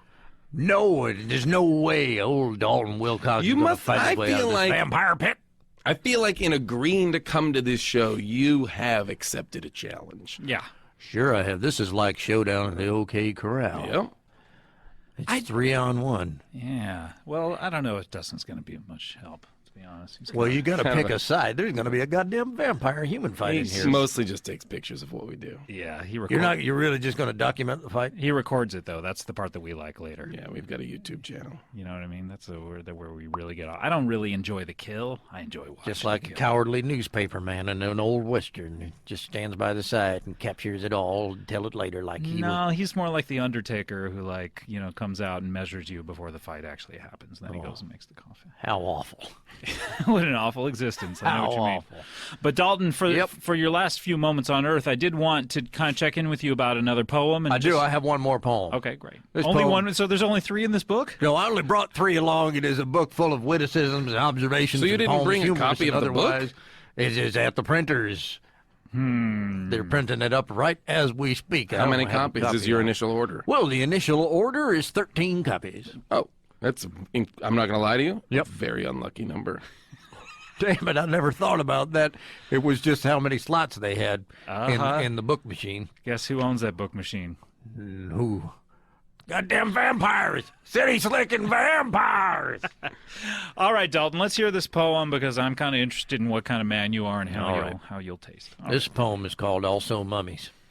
In the sands of ancient Egypt, when a pharaoh died, they were wrapped in bandages while their kinfolk cried. They were buried with their treasures in pyramids of stone, and curses were placed on these crypts, the pharaoh's eternal home. But eons passed, and greedy men began to poke about in hopes of finding gold and taking that gold out. And in so doing, these greedy men stirred the pharaoh's curse just to get a bit of gold inside their gold piece purse. And now there's mummies roaming the plains, seeking revenge for ancient pains. A cowboy never knows when a mummy may appear, which will help explain his ever-present mummy fear, and why he sets fire to you first and then asks questions later. A mummy can look like a ranch hand or a waiter, or a sheriff or a child, or anyone a cowboy might meet in the wild. So many mummies who lived centuries ago meet their end at the hands of the cowboy, you know. Perhaps cowboys should be stationed at every crypt, buried deep beneath the pyramids of good old Egypt. Mummies, mummies, mummies, mummies!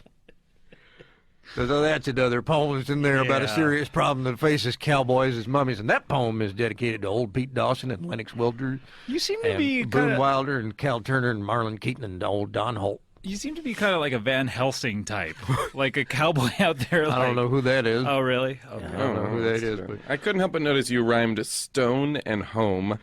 Yeah, not good. Can't do that. Goddamn rhyme police. What you don't know about cowboy poetry is that It comes from a long tradition of illiterates out there on the plains. And the only other cowboy poet I feel like I know is Garrison Keillor. Oh, he's not. What the fuck? God damn it! That's not a cowboy he's poet. Not a cowboy Prairie Home poet. How dare Companion. you. They've got some serious cowboy cred in he's that. a dude who lives on a prairie. He's not a cowboy. To be a cowboy, correct me if I'm wrong. Let's hear it. But you got to be a guy who's out there on a horse. Oh yeah. Day to day. Day to day. Just mixing it up with the cows. You're real good up to then, but yeah. Mixing it up with the cows. You know what I mean? Rustling, riding herd, wrangling. When's the last time you rode a horse? Like herding cattle, so forth. Oh my gosh, I do it all the time. But when's the last time? About what is this? 2012. Yep. Would have been 1988.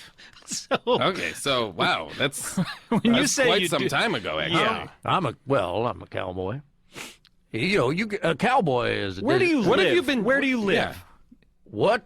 Where do you live? Where's your residence? Well, right now I live in Manhattan. What cross streets though? Wait, this in is New important. York City? Huh? New York City. That's currently where I am living. They needed cowboys there. Yeah. What do you have? An apartment? Yep. Like a loft?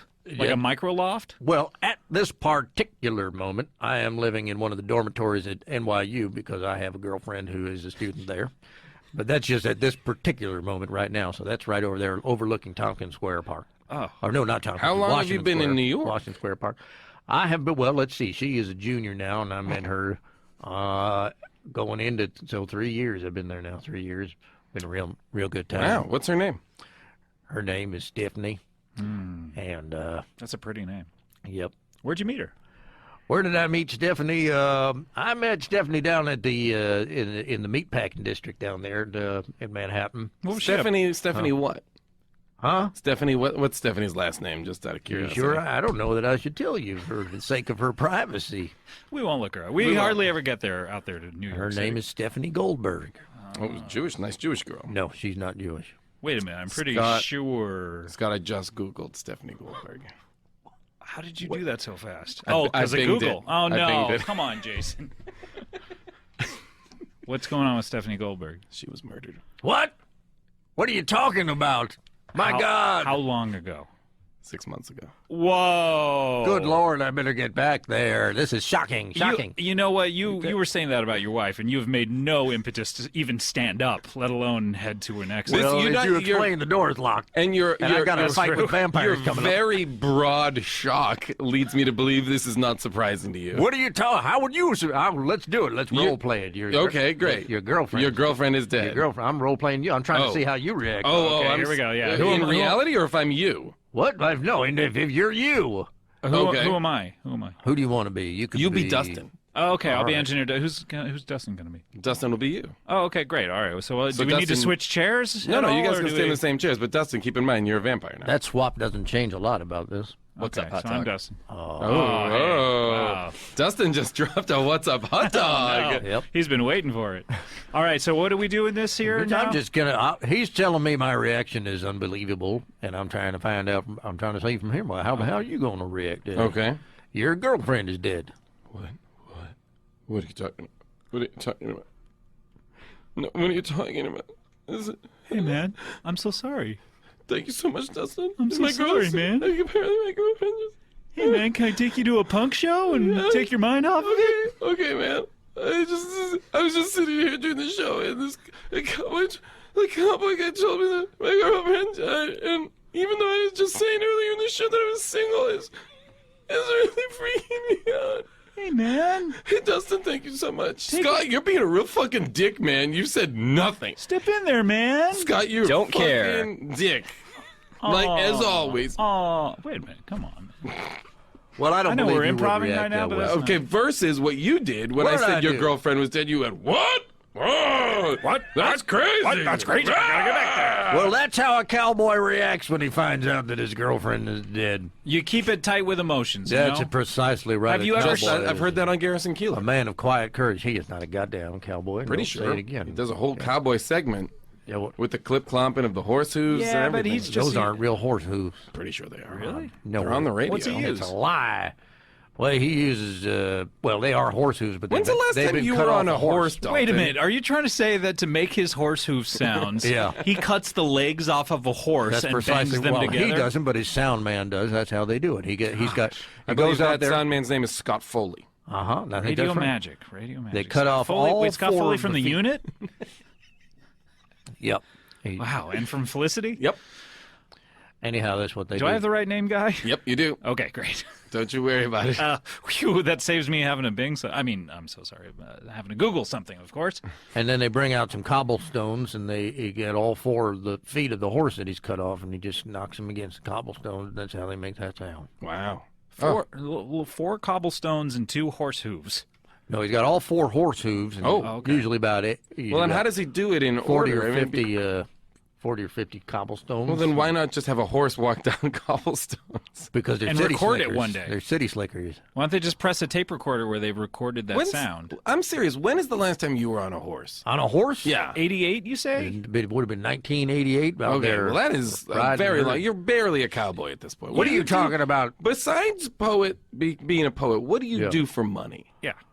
Well, I do all sorts of different things for money. I have some girls, and I write books, of course. And, Hang on. What do you mean I have some girls? What does that mean? I have some girls. I have some girls. What does do that you mean? mean? What does that mean? I mean, what does that mean? I have some girls. You've been staying with And I Stephanie write- I also Goldberg, write books. who by all accounts is deceased at this point. Yeah, I am shocked about that. Shocked. It's horrible now. Okay, calm You're it still down. smiling. You're still Yeah, smiling from ear to throughout, ear. throughout all of Like a that Joker that grin. whoa. Well, I choose to try to remember the good times. Okay, so when you say Even I in the have midst of my some grief. girls, Yeah, I have some girls. What? yeah, so they're prostitutes? With their girls. And if you want to spend some time with one, just give me a call. Uh-huh. I can make that And happen. they're in New York City? Yep, they're in New York City. What do they do there? What do they do there? Yeah. All kinds of things. A lot of them is college students. Any of them over there at NYU. Oh, really? Mm-hmm. And they're working girls for you? I say, let's go out there over by the bridge, 34th Street. Uh-huh. So when you're out and you need some money, right? Yeah. Do you ever think to yourself, oh boy, in order to get some money, I You need a should little walking around money. I should bring out the girls. I say I might have to bring out the girls. Yep. Oh, I see. Huh. That makes Yeah, sense. sure. Do you have Bring it? out the girls. I mean, I know you do this mainly in Manhattan. Some of them are Rockettes. I know you do this mainly in Manhattan, but do you have Uh-huh. any kind of holdings in any other part of the globe, like maybe perhaps on a boat anywhere, or? Are you asking if I have any girls out on international waters so things can get a little more interesting out there? Uh-huh. Sure. You Maybe better off, do the, that. coast, off the coast of San Diego? Also, I'm thinking because of your expertise with animals, you Yeah. might be doing shows that involve some of your girls and some animals. You're damn right. You get some horses and some girls together on international waters, just about anything could happen. You do a thing, you hollow out a horse and put a girl in there. Oh, boy. Yeah. You can do it on a boat. What? Can't do it on land. You could, but it'd be illegal. Huh? How do you hollow out a horse? Go step by step. How do we do that? Is that a Garrison Keeler kind of situation? Is that what's Garrison going on? Keeler doesn't know how to hollow out a horse. Never He even just cuts tried the it. legs off of him. Is this like the beginning of Empire where they cut the tauntaun open and hollow it out All so those Luke guts come out. Yeah. It's a lot like that. Huh. Except you get a girl in there. Oh, my gosh. And she walks around. This is so This eerily guy's- familiar to me. Yeah. Hey, let me just say, I want to make one little point, okay? We are getting towards the end of the light here. God damn, I gotta defend myself against 2 vampires. But I do want to give you the opportunity. I think Jason and I The both sun want really is going down. That's It really no kidding. is. It really is. Yeah, we're doing this in real time. Very beautiful. Jason and I want to extend the opportunity to you. All right. If you do not want to battle us, the 3 of us, I'm not afraid. you may not be afraid, but maybe the most heroic thing to do is to surrender it at a certain point. And what we'd like to do is offer you the opportunity to commit suicide and turn the stake upon yourself, if you so wish. It's a real tough one. Yeah. Have you ever battle 2 vampires? Have you ever thought about giving yourself the stake, so to speak, or taking your own life in any way, shape, or form? Has that ever come into a cowboy's mind? A cowboy? Yeah. Yeah, sure. Cowboys think about killing themselves all the time. No. Yeah, sure they do. The loneliness of the range? The loneliness of the range, yep. Too far away from a hole? What? Huh? One of your favorite holes is 3 days away by horse? One of your land Virginias is a long way away from you, and you can't find it, and you're nowhere near international waters, and no chance of doing anything real interesting. Mm-hmm. Yeah. You might try to bury yourself alive. Really? Yep. There are several ways that are considered to be noble ways for a cowboy to go out. Okay, let's count them down from one. Well, number one, bury yourself alive. Oh, classic. 0. Yep.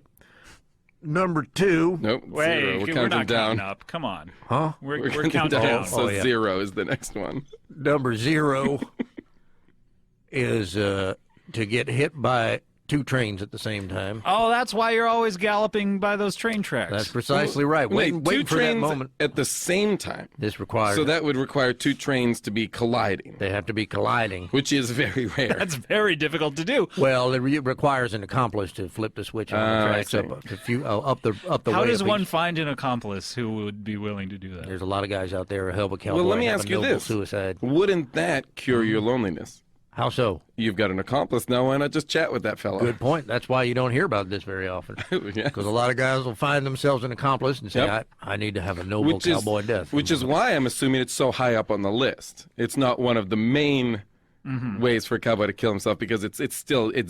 Did I lead you to believe this was a long list? You may have. I assumed we were going to like negative 11 or 15. So wow, that's it's a lonely life, huh? How many times a day do you think about this? About what? About suicide? Yeah. Gosh, how many times are there in a day? Wow, that's a great question. Yep. That could be the title of my next book. How many times are there in a day, and other observations, humorous and otherwise, from life on the plains? That seems to have a lot of this book's titles. Yeah. Do you get depressed a lot? Sure I do. Always depressed out there with your horse as your only companion, and the vampires killed your wife, and now apparently maybe even your girlfriend, and it's hard work. Yeah. Yeah. Yeah. Mm-hmm. Jason? Andy. You thinking what I'm thinking? Andy, are you okay? Andy? What are you doing? My name is Dalton Wilcox. Andy. I gotta ask you a question, Andy. What are you talking about? This is your 12th appearance on the show? For a character who would like to end his own life. I'd like to point out, Dalton Wilcox didn't bring it up.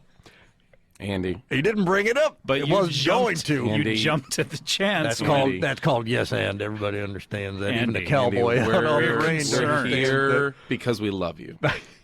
We're here because we love you. We're not taping this episode. What? The cameras aren't on. The Dustin is not on. real. Well, then how are people going to know to buy my book? You must buy your wife Andy, more there is no jewelry. There's no book. There is no you book, buy Andy. your horse. Andy, is everything okay at Another home? What's going on? I was listening to a number of past appearances, and a lot of people would not notice this unless you're they're doing, super fans of the show, but Andy Daly, comedian, who's sitting across the table I don't know from who that us. is. Nope, it's Not you, Andy. familiar with that guy. Every time he's on the show, he alludes to committing suicide in some way Every or some form. character you portray is a cry for help, and we are here. I don't know why you're talking. I don't play any characters. I'm just Andy, drop it. I am a drop that cowboy accent. poet. Drop that accent. fucking accent the right poet now. laureate of You the need West. to face what's going I on. don't know. You can't stop me from killing myself. I gotta jump out this goddamn window. Don't Andy. jump out the Get window. out. Get away from the window. No, Andy. Oh my God. He stayed in character the whole time. He did it. That was the most bravest death I've ever seen. He stayed in character the entire time. I don't even understand what I just saw. He went out the window. I really thought we were going to confront him and he was going to... We were going to tell him we loved him. Did we ever tell him we loved him? We should have told him we loved him. He was my best friend. He was your best friend? In some of his characters were. Oh. I mean, he was an acquaintance of mine. Wow. That is intense. That is intense. Well, that's too bad, huh? That is too bad. All right. Well, I guess there's only... Oh, hold on. Somebody's joining us. It's me, Don Gemello, theatrical director. Andy, how did you survive that? Andy. What are you talking about? Andy, stop it. Stop Why it. are you guys calling me Andy? How did I know we're only Andy, on the first floor? How but did you survive that? What are you talking Oh wait, about? I just answered my own question. We're on the first floor. I totally forgot about that.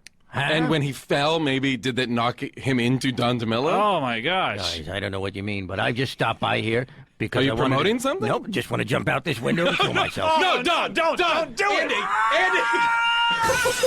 Oh my God! Oh my God! He did it! He did it again. He did it. I'm not as concerned. I don't want to now. look out the window. Oh, he's back. Hello? Who's here? This? It's me, Hot Dog. Oh, how's it Hot Dog's going, here. you guys? Hot Hey, I know Dog. you. How Why'd are you drop by? Just here to kill myself. Oh, there we go. Oh my God! I'm not as concerned because I love that it's happening again. He falls a lot longer than what I would consider to be the first floor. I know. Who's this? It's me, August Lint, out the window. The original suicidal character. Wow. What a treat. What a treat for the fans. So many suicides. Oop. Danny Mahoney out the window. Danny Mahoney, there he goes. Wow. Oh no. And historic. Oh no. I hope the next appearance guy here. doesn't have a bunch of heavy coats on. Bill Carter, trainer to the stars. Oh, he's gone too. Wow. Oh, boy. Bill Carter. I wish I could remember his website. Trainer to the stars. That's. Oh, wait. Who's here? Hello? now? Hey, the Irish guy with the poems out the window. Doesn't even remember his own name. Wow. Okay. Well, hopefully one of these days Andy will come back in here and we can. I'm really genuinely worried about it. And I'm the British guy who made a brief appearance Oh, on an the episode. U2 guy. Yeah, He that's writes right. U2's Yeah, he bridges. writes the middle eight breaks. Jump out out the window. There we go. All right. Well, what a show, huh, Jason? Wow. Crazy, huh? The thing I'm a little worried about is I don't think we got through to Andy. I don't think we did, but at least it was entertaining. At least we did it. And a treat for the fans. A cavalcade of Andy Daly's suicidal characters. My goodness. Oh, I think I see someone coming in the... I think I see a fellow coming in the door right now. Who's this? Is this Andy? Oh, yeah. Hey, Hi. buddy. How's it going? Hey, Andy. How are Is you? that your real How are voice? you? Yeah. It's improbable. Wow. Do you have anything to plug, Andy? Nope. All right. We'll see you later. Bye-bye. Have a good show. I don't know. We'll see you next week. Boy. More apropos. Thanks for backing me up, Jason. Bye-bye. Now This is my dog, by the way, if you see him in the Oh, back. yeah. This is Cusco. Oh, go. This is him. Oh, he's beautiful. And he's a Yes. rescue dog from He's- where? Kuwait. Kuwait. Yes, sir. How does that get arranged? So there's a rescue group in Baltimore called Wings of Love Kuwait, run by two really wonderful volunteer operators and a number of volunteers. They've been around since 2015 or 16, I want to say. They work with a woman out in Kuwait. I'll spare you a lot of the details, but in Kuwait, dogs are kind of seen as a luxury item. Right. And a lot of, because Kuwait's a very wealthy country because it's all oil money. And Sure. a lot of people bring in dogs as like a status symbol.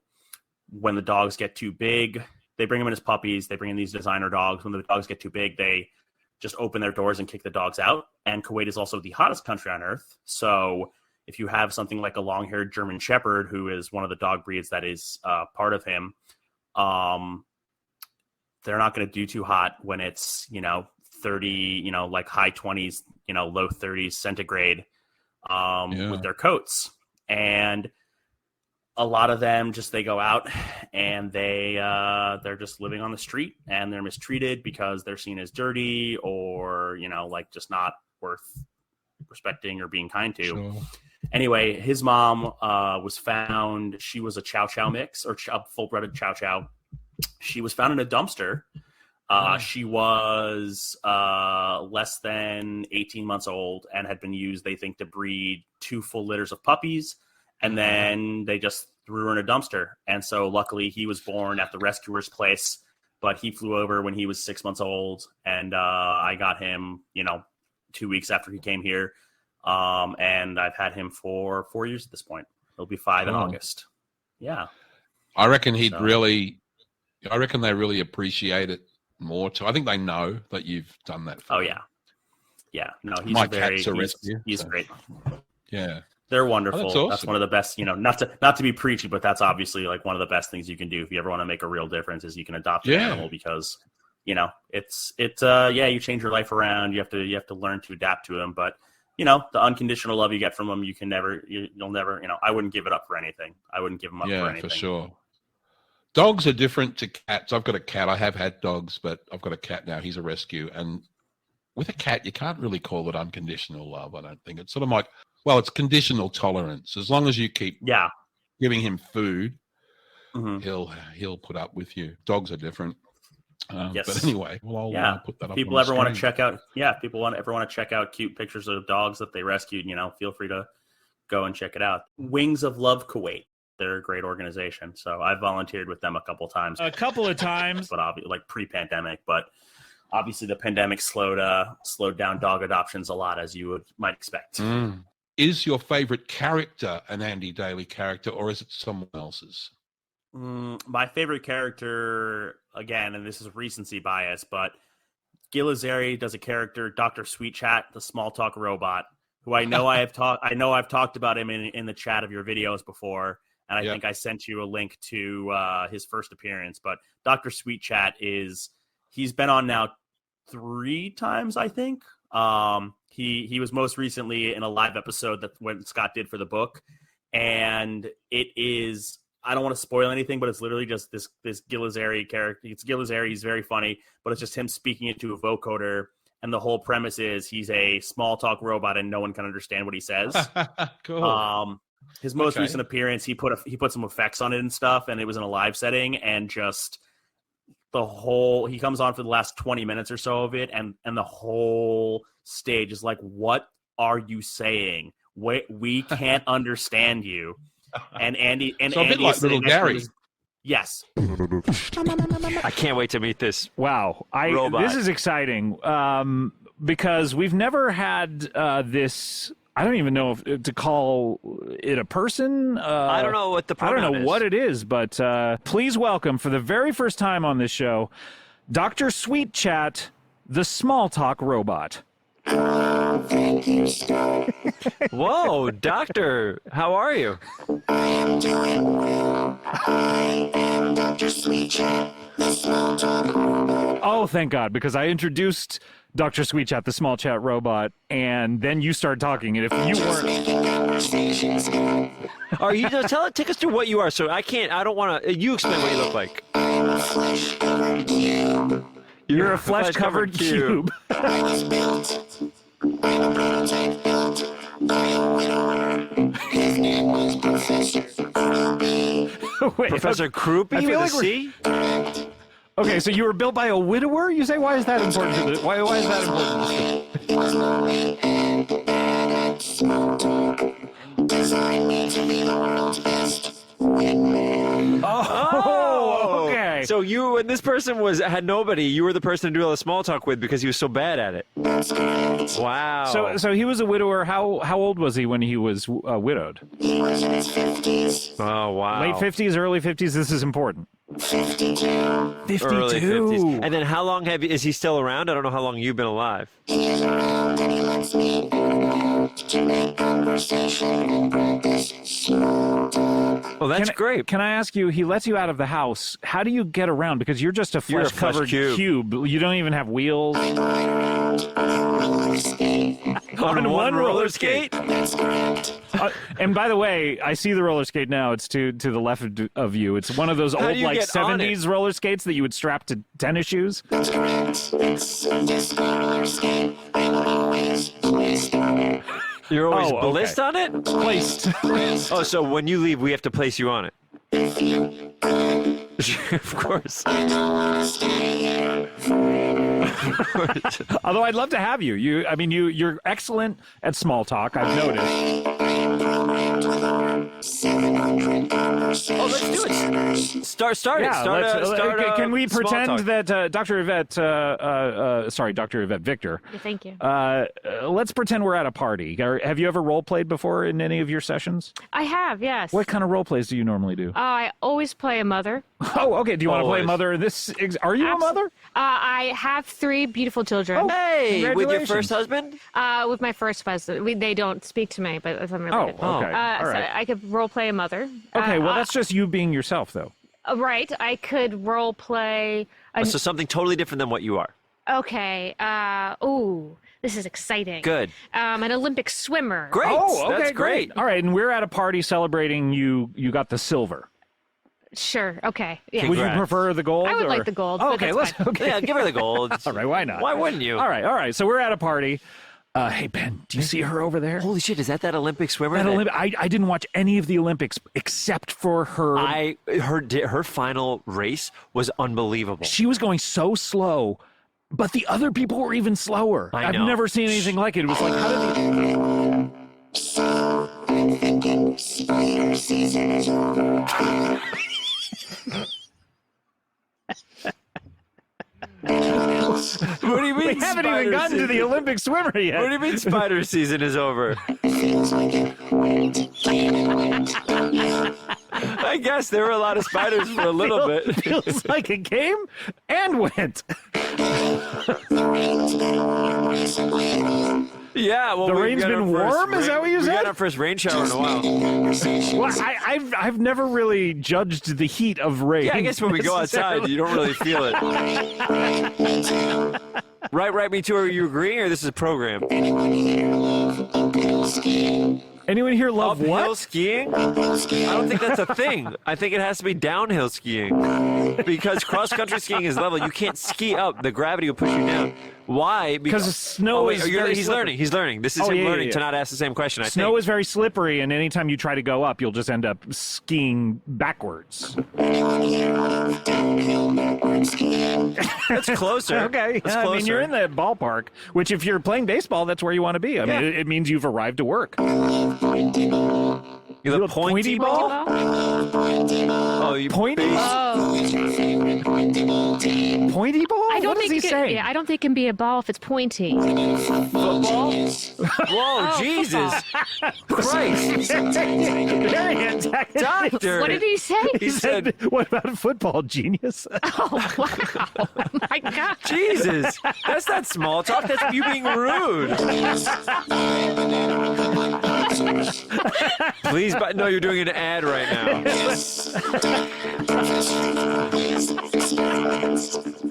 What? We can't understand what you're saying. Go slower. Professor Croupy's experiments were funded by Banana Republic.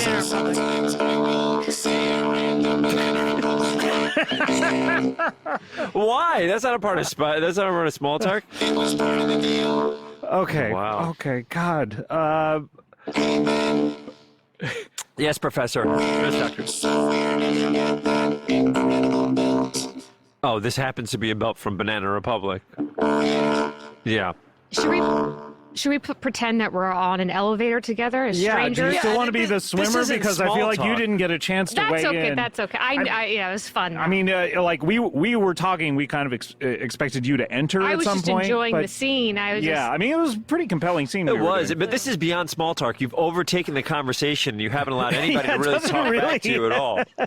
I'm trying to start conversations. I'll pose a question for you. That'd be great. Yeah.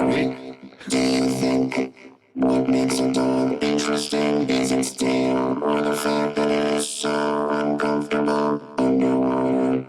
Are dogs uncomfortable underwater? I mean, underwater. Stop coming at Dr. Yvette Victor. That's a doctor. Oh, I see. Two doctors. We've never had two doctors This on the is show unbelievable. before. Maybe this is what happens when. Let's be honest too, I am coming on to you. I am programmed with negging. Oh, Negging. programmed with negging. So do you find this doctor attractive? Yes, I am a romance mode too. Oh, let's hear your romance. Do you mind, doctor, if you allow him to romance you? No, let's pretend I'm on the elevator. Yeah, you're on the elevator, you're And the you swimmer, just- and you're unmarried. Yeah. Just to give it more time, let's say I've just hit floor 203. Do you mind if I crush your foot? Do you mind if I Crush your foot? I love bad boys. Oh, That's true. To be honest, I wouldn't want it to be. I would try something that's less damaging or sounds physically painful. I'd love to get you back to my hotel room and get you under the bed. Under the bed? Did you say bled or bed? Under the bed. Under the bed. We can go to Flavor Town. Flavor Town? That's so Did you say Flavor Town? Yeah, Flavor Town. I've never heard Whoa, of Town? Doctor, you're flying off the head. Now, Never Doctor, really why does heard it this make described you like feel so unhappy? This is good for you to look at yourself. Flavor Town just sounded. I didn't know what it meant. I think he's intimating that he'd like to eat. There's no other way to say it, but There is. You've already made a mistake. Don't start with eat. No. Don't.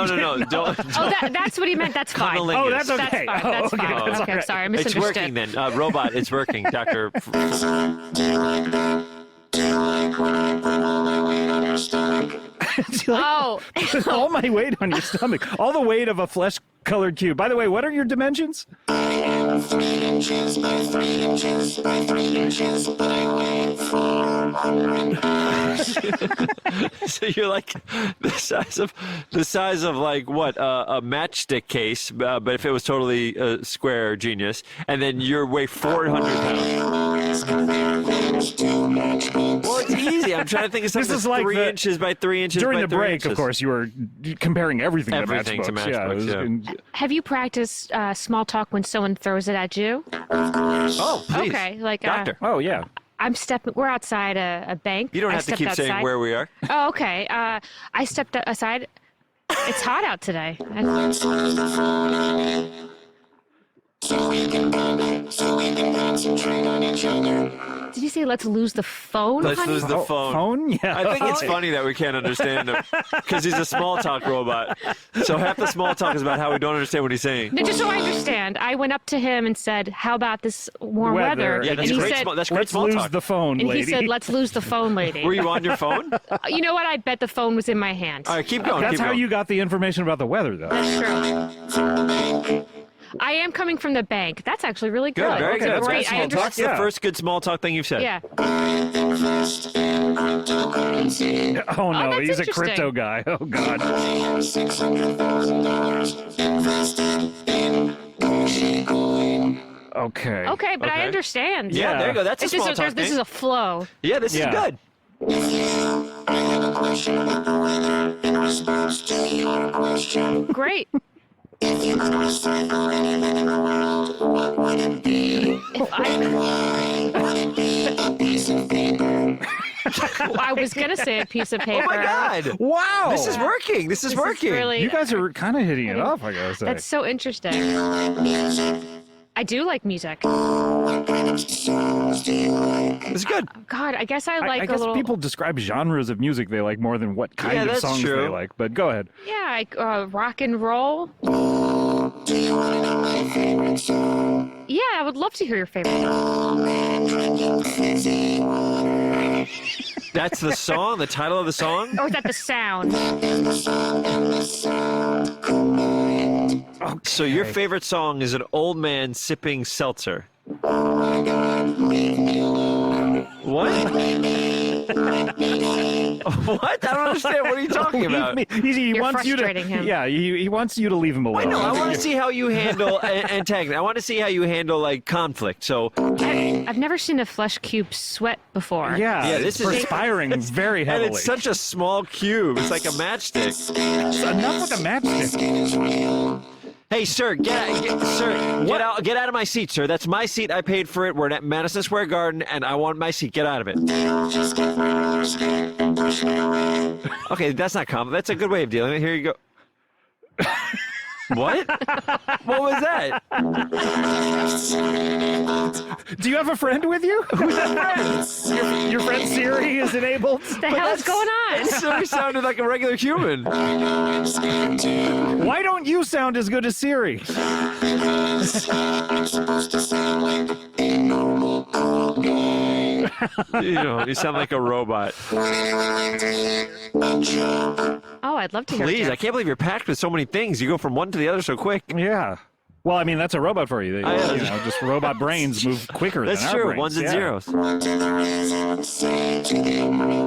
the razor say to the umbrella? Raisin? Okay. What did the raisin? I'm usually pretty good at these jokes. It's great that we have to repeat everything that you say, and we get it wrong half the time. It's really filling up the time. Oh, yes. A lot of content. I really enjoy this. All three of us seem to be pretty, we know jokes, right? Yeah, what did the raisins say? What did the raisins say? This is the Riddler, which we used to do. Riddle me this. Oh, riddle me this, of course. Yeah, of course. What did the raisins say? Let's all take a guess. What's the question? What did the raisins say to the umbrella? It's a joke. It's a joke. First Okay, off. so let's all take a guess to a joke. What is he curious about? He's so curious. I don't think he's curious at all. I think he has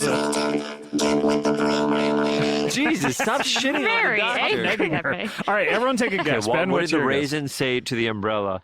I'm happy we're both dried up now. Okay. Okay, that could be it. Hey, I could have used you because before I was a prune. There you go. That's good. Okay, what do you got? I guess he's wondering. Wow. You're trying to figure out his psychology instead of. I am. Well, let's hear it. Fine. What is he wondering? Raisins and umbrellas. I mean, that's obvious. What is it? I mean, obviously, a raisin. He feels small. He's tiny. Oh. This is obviously a Yeah, self-esteem but then the issue. umbrella. An umbrella goes large. It's like 60 matchsticks. Okay. But it also can protect him. Wow. Okay. Interesting. So what did the raisin say to the umbrella? I think he said, "Protect me." Okay, interesting. By the way, you're very good at your job. Yeah. Oh my God. So what did the raisin say to the umbrella? Is that the Oh, joke? no. Or, no, you forgot the answer.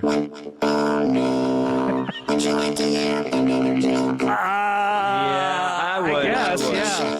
What did the chef say when the book fell at toe? What did the chef say when the book fell on his toe? We're getting better at understanding. Yeah, so that's it's good. like you get, But we're still repeating in case the audience. Of course. We're able to read his lips. Or well, I mean, his you have flesh. like a little slit in your little in your slit thing. cube. That, Okay, so what did they say again? and that's your mouth, by the way, or what? Do you eat? Do you eat? Okay. What do you eat? Baby carrots. Okay, yeah. Was that the answer to the joke? Oh, I don't think so. What's the setup? Okay. Yeah, I thought it might all be your oh no. punchlines Yeah. are oh no, I guess. Yeah. Do you know? Why do you think these are funny? These are jokes to you? These are hilarious jokes. Where did the brick get his diploma from? Where did the brick get his diploma from? Okay. We should have guessed that. What does that mean, We should have repetition, guessed doctor? that. So much repetition. I mean, he knows the rule of threes in comedy. well, so, let's see. I mean, Do you have another joke? Well, that was the third one. Yeah, but now he has 4. What did the chef say when the book fell on his toe? You already did that. That's how he did. Oh no! I know. We know this one. It's interesting. Repetition please. in therapy Please. is a lot of times people keep doing the same thing, hoping for a different outcome. Yes, of course. By the way, Vulture tears off your skin. Oh, Jesus Christ! it's not I know, nagging. but Dr. That's Sweet not Chat. nagging. You're not dissing her. You're threatening her. I was programmed to have a relationship. Why are you smoking right now? I have to be honest with you. Oh, yeah. I was programmed for small talk, but I really want something deeper. You want large talk? I want deep talk. Oh, Okay, well that's good. Well, you're with a therapist and 2 people who are pretty open. Can I tell you my greatest secret? Absolutely. I'm going to start putting my coat on while you're talking, but go ahead. And what about the salmon? Yeah, she stood up and the salmon just Fell like on the spilled ground. all over the ground. I know. I was the one who took Professor Creepy's wife. What? Oh no! I thought he created you because his wife was dead. Yes, but he did not know that I was the one who killed her. But he created you you because Wait, she did was you dead. did you build go a time back in machine? time? And that doesn't make any sense. She died. He built you. You went back in time and killed her before she died. It's very weird. He created me because she was dead. Yeah. How? Okay, this makes sense to me.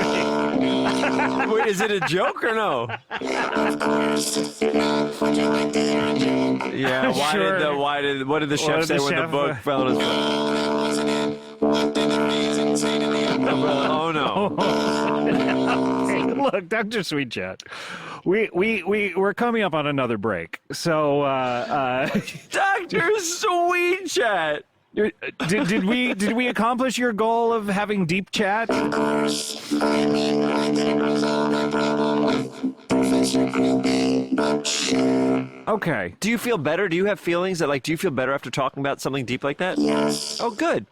Well, that's what therapy is all about. So, Yeah, I mean, so it's everybody's lucky up that to you go. are here, Doctor. Yeah. I wasn't. I was talking to him. Oh, right, of course. Sorry, I should be more specific. I call you Doctor. Can you guys do that bit, Doctor? Doctor? Can you guys do because of two doctors? That might be good. All right, go. Let's hear. Do you know it's just Doctor? Oh, just say What is it from? Doctor? Spies Like Us or something? Could be. Airplane. The new movie Single All the Way. Are you Single sponsored All the by Way? them as well? I would like to tell you to myself, no sex. At? Banana Republic. Okay. All right. Oh no. All right. We're gonna take Your a break. oh no is like an amen. We need to take a break. We'll be right back. It's been really great having you as the first guest on the show, Ryan. I'm really rapt to actually have someone else to talk to rather than just talk to myself. And that's why I'm just going to do a plug now. Anyone else who's a fan of Comedy Bang Bang, come on the show. It's very easy, isn't it, Ryan? So easy. Yeah. Low barrier entry. You just need a microphone. I like the delay. I know that wasn't because you were thinking about it. It's because there's a delay, but it was quite funny. So, yeah, if you've got a mic, that's all you need. A camera's good, too, because we can chat during it and take a few shots. But just your voice I want. Then email me, babyfacebrain@gmail.com, or get in the chat and say you want to do it, because that's what Ryan did in one of the chats. But before you go, tell us your favorite episode of Comedy Bang Bang. Episode 351 from May 18th, 2015, and it's called CBB the Movie. Awesome. Well, let's listen to it. And thanks, Ryan. Great. Well, always a pleasure, Bren. And I will be in the chat chatting it up with the other weirdos. So yeah, you can hear what I sound like as I make dumb jokes in the live chat with the other people watching. So. Oh, look, there you are now. Awesome. Of course, that hasn't happened yet, but that's the magic of recording. All right, mate. Thank you, Bren. Always a pleasure, my man. Yep. Cheers, mate. Catch you later. Yeah, absolutely. Sally sells seashells by the seashore, but really anyone can pick them up for free. Sally has no business sense. Welcome to Comedy Bang Bang. Oh, and thanks again to Bronson Magnifico for that wonderful catchphrase. It's as fresh as the day I first said it. I love it so. Bronson Magnifico. I wonder what I like better, the catchphrase or Bronson Magnifico? I might just like that name a lot better. Let me explain what's happening here. This is a podcast. This is the Comedy Bang Bang podcast. I imagine you may have heard of cereal, and that led you here. Well, thank you so much. This is a little bit different. My name is Scott Aukerman. I'm the host, and I have guests on the show, and I have two of them here, and this is exciting because I have had a months-long audition process with these two guys to see if they were ready, to go from the farm team to the farm. Is that how it goes? You go from a farm team to a farm? Yes. Well, yes, I actually grew up in this world a little bit. Oh, really? Where did you grow up? Well, we moved around a lot. I was Army brat? Something of a farmy brat. I'm sorry to step on that. Yes. I mean, to laugh is a little disrespectful. Oh, I'm sorry. No, It is my youth, and I was a farm orphan. And when is it okay to laugh at someone's story? When they turn 18? Yes, I guess you have to wait until they're legally an adult. Mm-hmm. And at that point, since they can buy lotto tickets, since they can smoke a cigarette. They can go to war. Or they can do snooze. at that age. It's something that I think we all in this room love. Yeah, of course. No, I mean, I am constantly chewing snooze. That's what you do with it, right? That's what I do with it. You chew it. There's no wrong way to do a snooze, actually, Scott. Yes. Dracula just sticks his 2 fangs in the snooze. Sure, you know? yeah. And so, yes. I would imagine that Dracula would have a hard time doing anything but sticking those 2 fangs. They stick out more than the rest of his teeth. Yes, it's tough to just get a really normal bite of something. I would imagine his 2 fangs are yellowed and have plaque and have cavities, and the rest of his teeth, no action at all, just pure white. Describing a Dracula, is this it's not Halloween. Like, yeah, it's you're getting into a very scary direction. That's true. I'm sorry. I'll just reel it back. It's more the comfort of your guests. The dads and grad stuff. I'm so we sorry. did, I think we sent an email just being like, the spooky stuff, the Skellingtons, the Frankensteins. The Skellingtons, stay away from that. I'm so sorry, guys. I was not thinking. Stop it! You may have brought him up, in all fairness, but... well, but him eating snooze, that's a fun version of him. Okay, that's the fun cartoon. To describe the yellow fangs. And that's the version that we are compensated for saying on the show. Oh, certainly. What about Count Chocula? Is that okay? That's a fun version of a Dracula. He's only really attacking chocolate, am I right? I saw Fed Up, Scott. I don't know if you've seen the documentary Fed Up. I mean, that's all I watch is great documentary. And it turns out that sugar's the scariest monster of all, and it should be a pile of sugar in there in the Universal Monster Hall of Fame, right there with the Frankensteins and the Wolfman, the mummies, and the big lizard. It's Sugar the lizard, the monster, not the good one from X-Men, but the bad one. Yeah. And all those guys. And then Sugar #1, probably the scariest, and Diabetes. They all part to introduce Sugar from the back. And they're scared of him. Those monsters, scariest monsters are, they're scared of the big pile of sugar. And maybe he's doing steroids. Oh, okay. Isn't baseball bad now that steroids is out? I've never been able to enjoy it ever since I realized that the reason these guys have those huge muscles that I used to love, is because of these steroids. I used to love to just watch baseball and have these guys swing their arms around, show me their huge muscles, you know, but not anymore. I liked when the jerseys were wool, and ever since the jerseys have gotten all lightweight, it's not a challenge for them to get around the bases anymore. That's true. They used to have to sort of run through the heavy weight of their clothing. Too comfortable. By the time they got to home, the jersey was so heavy they would be crawling. Now, you like the Olympics when, say, a swimmer is wearing like an overcoat. Right? Oh, sure. Yes. Okay. Now it's too easy. Yeah. With these tiny little, it's like they're wearing clothes for babies. I don't understand. Yeah. We're grown-ups. We're grown-ups. Put on a pair of trousers. Yes. We're an adult. Put on a nice pair of corduroys. This is civilized maybe some coveralls. Society. Exactly. Put on some Carhartt coveralls. Thank you. Get in the pool. Get to work. Thank you. Guys, it's your job. I have to introduce you. I can take no more time before placing a concrete image within the listeners' minds as to who you are. Yeah. First of all, you're white. Yes. A couple of white guys. Okay. Oh, great. Another show with a couple of white guys. Well, here we go. Let me explain who you are. You have, of course, the very popular podcast, Hollywood Handbook, right here on the Earwolf Network. Cult classic, in a way, although to call it a cult is kind of to demean its listenership. It's accurate. We have... It's accurate? It's accurate. Yeah. We have a small number of very dedicated listeners, and we are hoping, Scott, participating on this show, to get what you have, which is a very large number of sort of indifferent, disinterested listeners. People who just download it automatically because of they set their iTunes downloads to automatic. Yeah. That's what you're looking for. And I say that I've been auditioning you because you've been performing on the ads recently for a number of weeks. And what are we doing today? Are we doing the Square site? Nope. You guys don't have to do any of the ads at all today. You guys are on the actual show right now. I don't know if you knew that. Oh, this is the real deal Holyfield. I don't know that I would have been this comfortable. You use the same studio. This is the same. It looks exactly the same. I don't have a separate studio space just for the ads. It's much nicer than the one we get to use, though. Yeah, you don't do anything to like jazz it up for like because we have like the stuff that we do to kind of like dress up our... Oh, really? By the way, I haven't introduced you yet, and we'll get to that in a moment. But what do you do to jazz up your particular studio? Where is that, by the way? I've never been down. Room. Oh, okay. It's this room, but we're only allowed to use just the one corner over there with the little foam thing, and we sort of all back in with and share a single mic. Yeah, I use all four corners.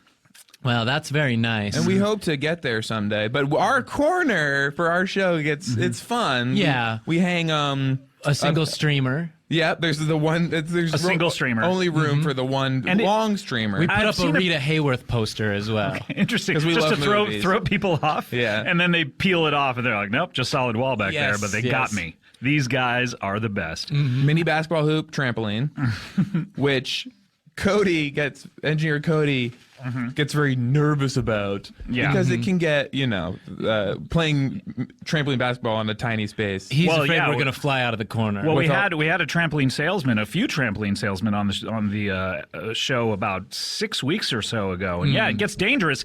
His brother bounced right up through the ceiling and the floor of his bedroom and got stuck there and died. So this, this is I can tell this is a dangerous situation. Yeah, I've seen accidents like that. Yeah. The biggest risk for us is going through the wall, which, Sean, you did in a way that you said didn't By the way, hurt. Sean Clements is here. Oh, yes. My name's Sean Clements. Yes, I was able to go through the wall, and all I had to do was avoid the studs. Which is hard to do in Hollywood. Yes. And that was what I was sort of trying to lean into. Points. Yes. And you mentioned that you guys are in that corner where that foam is. Should we play the foam corner theme? Engineer Cody, should we do that? I mean, that would be we don't have occasion to play it all that much anymore. Except saying he did say foam corner. He did say foam corner. Let's play the foam corner theme. Why not? Harrison's phone corner. Yeah, come on. Harrison's phone corner. What? Yo, come on. Harrison's phone on the phone. Give the phone. It's a phone corner. It's such a good theme that I would hate to think that we can't trot it out every once in a while. The ear-splitting opening is lovely, especially when you're wearing sophisticated headphones. I'm so glad I got to hear I like it on the panicking at the beginning of a song and wondering, is this the song or did something go wrong? I think a lot of the music these days is really capturing that feeling. That panic, yeah. By the way, Hayes Davenport is here. And you guys are on the Hollywood Handbook, and you say that you have a small listenership, but here's my theory, okay? And I want to test this out. I think you guys are gaining new listeners all the time. It's just every single day one of your old listeners dies. That is, well, when you get to be our age... A lot of our friends listen to the show. Sure, we're all getting older. Yes. And it would be impossible not to. If only.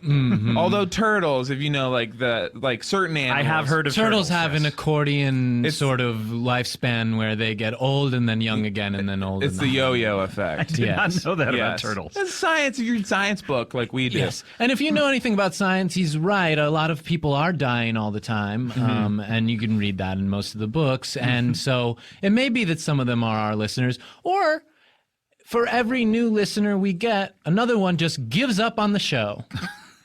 Well, dying in a sense, to us, as far as we're concerned. Dying. I think they're literally giving up the ghost, as it were. If I'm using that. I'm so sorry. I didn't mean to bring those up again. It's not October yet. Yeah, that's... But it's a very dangerous podcast to listen to, although I hate to end a sentence with a preposition, so instead I'm going to continue on and just say that it's dangerous. Yes. And I think that's maybe why a lot of people drop out. They listen to this thing and they understand that there is a risk of us being killed as we do the show. And perhaps many of the listeners are being assassinated by the Hollywood elite who are scared Illuminati. that we're giving up all these secrets. Yeah. Whether it be the Velvet Mafia or whoever. Explain the premise of your show. Hollywood Handbook, that tells me, okay, well, it's probably about, look, the main industry in Hollywood is, creating content. Showbiz content, yeah. So is it about creating content? No. We hate to put a premise on it. That's one thing we've always said. Sean and I go back a long ways in this. How back do you go? Long. Should we do some of our credits? Yeah, I would love to hear some. Here we go. I was Dante in Dante Speak. Okay. I was the Impact in Deep Impact. Okay, great. I'm the head spy in the upcoming movie Spies coming out in 2013. Okay, you're the head guy, the head spy. Yeah, so look forward to that. You're not in charge of the other spies. You're just the head spy. I sit in the front. Right. Okay. Got it. And I am the. This is confusing, but I'm the other kind of head spy where I spy only on people's heads. In other words, their thoughts. Head spy. Yeah. Yes, I put on a special helmet and I sort of spy on their thoughts inside their You're heads. reading their minds, in other words? I didn't know that this was sort We, of. for some reason, legally are not allowed to say that. But that's how I would have said it, that I'm a mind reader, but they said it has to be head spy. Oh, okay. Interesting. I don't know if And this is X-Men and Professor X owns that stuff. Okay, that's what it is. Yeah, and this is Paul Feig telling you this?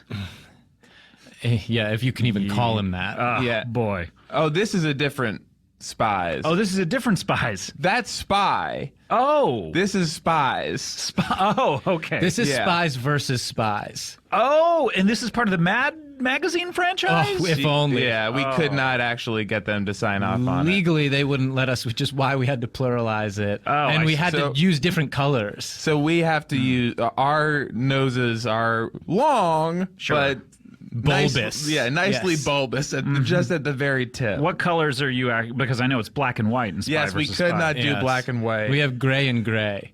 Okay. I'm wearing a gray leather suit. This is sort of elephant tusk color.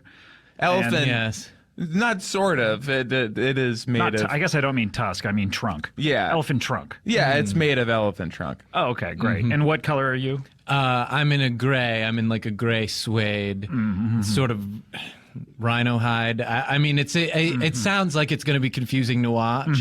But that's part of the comedy, is us switching sides by accident. And you constantly looking at each other and saying, wait a minute, are you me? A lot of mirror exercises, you know, that funny thing where it turns out it's not a mirror, it's a real guy. I don't know if you've ever seen this moment, but it's like, but how could you be if I'm over and I was just, but you're, you know this? We chase each other into a hall of mirrors and never get out. It's too... Okay. That's the opening shot of the film. And then it's just 2 hours of you guys in this house of mirrors? And there's no way to distinguish between us or between our fake mirror images. And it's too confusing for us to leave the hall of mirrors. Wow, this film sounds really great. Congratulations. Yes. Who directed this film?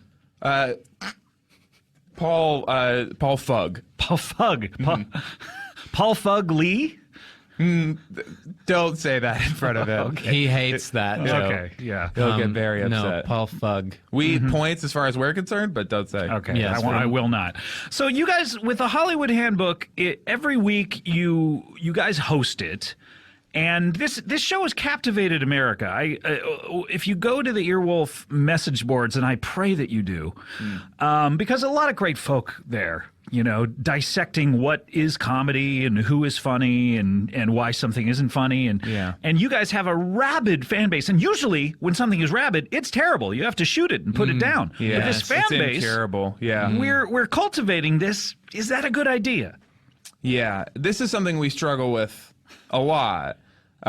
We have a lot of people on the forums who, I guess, they enjoy the show and they talk about it a lot. We would love to share some of our forum listeners with you. They're not interested. They don't like my show. Yeah, you've often, I noticed, you've been on the boards going, "Hey, why don't you migrate over to?" Yeah, they like it. They do like. That's what we say when we mention it. They say, "I like it, but it's not." Yeah, it's not something I want to give my whole life to. Yeah, exactly. Now, whereas you guys, you have one show a week. Is that correct? About what's the running time on these shows, would you say? It can range from... Oh, it's a range. An hour, or it could be an hour 5, or it could be 58 minutes. Yeah. Or sometimes we'll forget to turn it off. Yes. So it just keeps going throughout the week? Yeah, we had one that went for a couple weeks, and we were yes, sort of... like this episode is still last week's show for us. Oh, I know it's your show, but it's last week's episode of our show. Right, exactly. So it's a lot of great guests for that show. Now, you do, I mean, you mentioned guests, and that was really on the tip of my tongue, because it's not just you guys. You guys literally have guests on this show. Yes, and I appreciate your use of the word literal, because a lot of times when I say we have a guest, people think assume that it's figurative. some sort of metaphor. Yes. Yeah. Oh, sure. Yeah. What is this? Some sort of like. Not even an apparition, because that would literally be a guest, you know? Right. Yes, well, I think that someone... It's hard to imagine what they're picturing. Yeah, because it wouldn't make sense. A metaphorical guest. Yeah, it just doesn't make sense. Well, I said that we had a weekly guest, and they said, oh, do you mean your monthly guest? And I think they were implying I was on my period, which I was like baffled by, you know? Because I was not... I had... Clearly. Just been in the pool. I mean, it was not... But at any rate... You love to swim, by the way. Oh, you love to put on a pair of corduroys. Oh, yeah. Just get in that pool. Some corduroys, some coveralls. And have someone help you get out. Suede jacket. Yeah, and you know what? It may ruin it, but when you work in Hollywood... What's a suede jacket now and then? No, I just go to wardrobe and grab another one off the rack. Certainly. What are you? What would you try to tell to the uninitiated? And do you give people an initiation when they start listening to the show? Is that part of the process? That's a significant part of it, and it's very demanding, and that might actually be a real barrier to our listenership, because there's it's a lot not of just hazing, so to speak. I mean. It is. My name is Hayes, and so the process is called hazing. But it's very. But it's nice. Yeah, I mean, certainly you may kidnap people and throw them in the trunk of a car and take off all their clothes and tie them up. But then you think something bad is going to happen, but it's a big hug. Right. Okay. And this is the kind of hazing that you, Hayes, do. Okay. Yes, and so it gives it a bad reputation. Yeah. The other hey, that worked out for Joan Jett. Oh, explain. Well, she had a song called Bad Reputation where she talks about what a bad reputation she had. It was a big hit for her. Oh, speak on that. I will. I definitely speak on that. She recorded this song. And back up. Okay. Just a little bit. So sorry. Let me back up a little bit. She had the idea to become a musician. Okay. Too far. Okay. How far do you want to go back? Just an hour before recording the song? Yes, that's perfect. Okay, great. She had lunch. Just a light lunch, just a salad. Okay, leafy greens, romaine mixture. Okay. Trying to keep her Joan Jett rail-thin figure. No dressing on the side. She would just dip her fork into the container of dressing, and then instead of slathering it all over the lettuce, as some people do, you know, you got to remain thin when you're a Joan Jett. This is, by the way, 1982, I believe, 1981, somewhere in that area. Heart of rock and roll. Yep. She puts down the fork and says, I'm going to pick up this guitar. I'm in the studio. And she goes directly from that salad right into the studio booth, and she says, what am I going to sing about? You know what? I've been thinking about my reputation lately. And it is bad. And she's awake. She's awake currently, yeah. She's not sleeping. Sorry, you just didn't say. Okay, so sorry. I did not realize I needed to spell everything out. And is her mom, not did you everyone's say, a natural storyteller. Is her mom there or not there? I didn't have any sense of whether her mom was there. Let me set the scene a little bit. It's a small room, about yay big, and there is only one studio engineer, and that engineer is not related to Joan in the slightest, not by blood at least. I mean, she considers him to be part of her extended family in a way. It is a he. It's not a female engineer. No, it is a he, although he is questioning exactly where he fits in with his I can find this identity. on YouTube? No, none of this is on YouTube, unfortunately. I'm so sorry. Okay. Meanwhile, smash cut to, as a matter of fact, she sings this song, rockets to the top of the charts. It is dynamite. And to this day, that is what we know her for, is that salad. So there you go. Yummy. Yeah. Came fantastic. around, yeah. Yeah. Okay, yeah. So you guys interested in a salad? I'm taking orders right now. I love if it's going to make me a big star, I would love a nice salad. Okay, so you'll take a salad. Do you want the dressing on the side as well? Or what? I like this, not on the side, underneath. Okay, so you like a layer of dressing. No, it's like underneath the plate. Oh, I see. So pour dressing out on the counter. Yes. Put a plate on top of that. Yes. Leafy greens on top of that. Yes, and then I will flip the plate over. Thank you very much. Rub the I will do lettuce. it myself. Thank you. I'm a big boy. For me, it's underneath, and there's some sort of seal on it that I can puncture with my fork. Factory seal. And so then the dressing leaks up into the salad. Do you like that sound of the pff? when you puncture it with the fork, and it just. I'll have to listen for it. Okay. A lot of times I'm rocking on my headphones when I'm eating my salad. Is the only thing. Yeah. What are you listening to nowadays when you eat your salads? Oh, right now, what am I mainly into? Perry Como. The Combs. A lot of Mel Torme. Hey, Harry Anderson loved him on Night Court. That was fun. Yeah. Oh, so good. So you're in a strong legacy. Mm-hmm. Marsha, Warfield. Bull.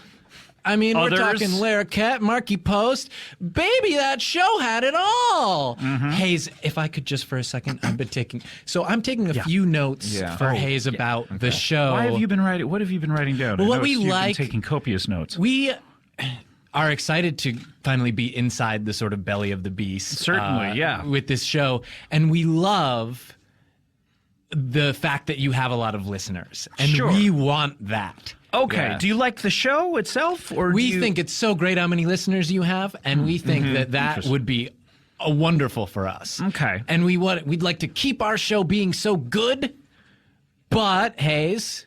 But also we would like a lot of listeners to be the thing that we love about our own show as well. And personally, as one of the people behind Earwolf, I would love that as well. Yes, great. I would love to kind of have you guys, stop being a drag on the ticket. Right. Yes. Right. Well, so that's sort of part of what we're working on, and we've got just some stuff that we've realized. No talking during the song. That's good. Yes. No talking during the song. We talk during the song. Which song? The intro song. The Hollywood Handbook intro song? You talk during it. Yes. Yeah. You notice you were quiet. I did not yours. talk during mine. And is that the main difference between the shows? Is that why people like the this secret show? key? I would say there may be, tens, even hundreds of thousands of listeners who, if they hear talking during that theme song, may just turn it right off. Okay, right. yeah. So that's it. That might be the number one main thing. Let me ask you this. The first time you talked over the theme song, did you have 200,000 listeners? And then the very next episode, there were only what you have now?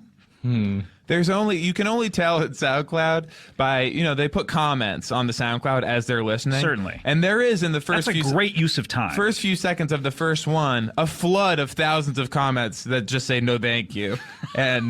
And then almost every second, because you can't post another comment on the same second as someone else did. Yes, you can't. Yes. Yeah, so they have to find time to say no thank you. Hard pass was written down a lot. It's just dead air after that, pretty much. Yeah. Tell a long story up top. That's a good note. Be mean. That's good. We should be kind of mean. Okay, Yeah. this is almost like a review of what I've been doing on the show so far. Is that what you're doing? No. These are just helpful notes for us. Okay. What can we take home? Right. I see. Okay. Yeah. What else is written down there? If you could have real notepad paper in the future in here, Scott, we were using a tissue and... Yeah, I work from memory usually, and I did not realize that I needed to supply notebook paper to my guests. Well, just if they have a funny idea. Okay. And they just want to write down the funny idea, You guys are in the comedy field. Do you ever write down your own funny ideas on your own note paper? I mean, maybe you should bring your own to these kind of situations. Well, what I was going to do was record into a sound recorder. You're holding microphone. something up to your chin. Yes, picture this: you're talking, and I go, wait a long time to introduce the people. Okay, hold on. Let me that. you said picture this, so give me a little time. Oh, I'm sorry. Yes, I went right. Give him a second. Don't rush me into this. I went Sean. right into it. Okay, do you mind? No, absolutely. What do you do? I mean, while we're waiting for you to get ready, is there anything you want us to be taking care of? It's your own time. You use it as you will. If you have some errands or chores you need to catch up on, I'm just going to take a minute to picture this. Can I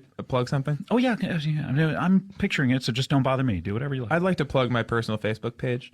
Yes. It's so cool what he's doing over there, guys. And if you haven't seen links to some of these new Daily Show guy tweet articles, this stuff is mind-blowing. And Hayes has access to all of them, whether they're written by some guy from The Onion or it doesn't matter who. He's got it all on his page. Got it. He's ready to picture it. I got it. Yeah, I'm ready to picture it now. Okay, great. Yeah, so I'm ready to give me a minute while I do it, but I am ready now. Yes, great. Were you guys talking about those news articles from weeks ago, from about 2 months ago? Oh, yes, absolutely. Oh, awesome. I'd love to hear about this. Okay, I'm about to picture these. So go ahead, do whatever you need to do. I have all the celebrities reading mean tweets linked to on my page, organized chronologically. Lip sync. I have all the lip syncs. All the lip syncs. I have all the lip syncs.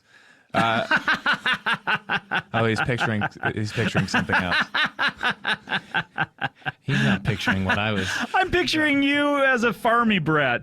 Oh, okay. I'm so sorry. I know I shouldn't laugh. You weren't 18 yet, but yeah, it's it's funny though. Respectful. I can from the appropriate distance, I can understand it. Yeah. But it's a lot like those months ago when Trevor Noah was making those tweets. It's like, are we all laughing, cracking up? Of course, but there's a victim on the other end of it. Yes. Yeah. And it's him, in my opinion. I would say every joke, it's a lot like when you point, there's three fingers pointing back at you. Every joke has a victim at the end of the joke, but it also has three fingers pointing back at the person. Yeah, three victims who made the joke. Yes, and as everyone is clapping at the joke, they wave their hands back and forth, and they're pointing at 10 other things. Different people, and then those 10 people clap. So stop telling jokes, guys. Yes. You know what I mean? Come on. We've almost gotten the jokes out of comedy. That's a great scoop for if our scoop troops here. I think that we pretty successfully told everyone what Hollywood Handbook is all about. I think they have a great sense of what they're getting into. Yeah. Truth and secrets. Did you say it's on computer? Yeah, computer.com. So just go to computer.com. It'll take you anywhere you want to go. And computer.com is on some phones now. And it's right on the middle of the screen. Wait, speak on that. Phones? Yes. Well, one thing is a lot of these screens that are supposedly bringing us closer together, I find are pushing us apart. Back up. Yes, obviously. Okay. Nowadays, phone is a TV. Movie Back up on that. Okay. Okay. All right. When Christ was sort of talking to his perfect, buddies, that's exactly where I meant. He would be saying, "Eat this bread, it's me. Yeah. Drink this, it's me." That's one of his most famous lunches. Yes, and some people say, "What an egomaniac," But I think, well, he's just telling them to imagine, which is what we're doing when we tell stories, which is what movies. The bread was very good, very good. The first selfie really was the bread being himself. The original, yes. Yeah. And you have something special that we're going to do? Do we need to hype this? Yes, we do. Yes. We have a script to read, and we think we think you're gonna like. You especially will enjoy this. I'm sort of the demographic. A table read in a manner of speaking. All right, very good. Hayes and Sean, and I've been meaning to ask you guys, who's Hayes and who's Sean? Oh yes, we get this a lot. Yeah. When you're listening to the show, I'm wearing glasses. Okay, got it. Okay, so very good. That's it. And Hayes and Sean from the wonderful Hollywood Handbook podcast, a listener favorite, but we're trying to get you guys more listeners. A favorite of a listener singular favorite. We would like to turn it into listener's favorite. Yes. Very good. And this is one of the most dynamite programs on Earwolf. And people love it, but a lot of people don't know it, and they say, oh, which episode do I listen to in order to figure out who these guys are? What do you suggest to these people? Who's good?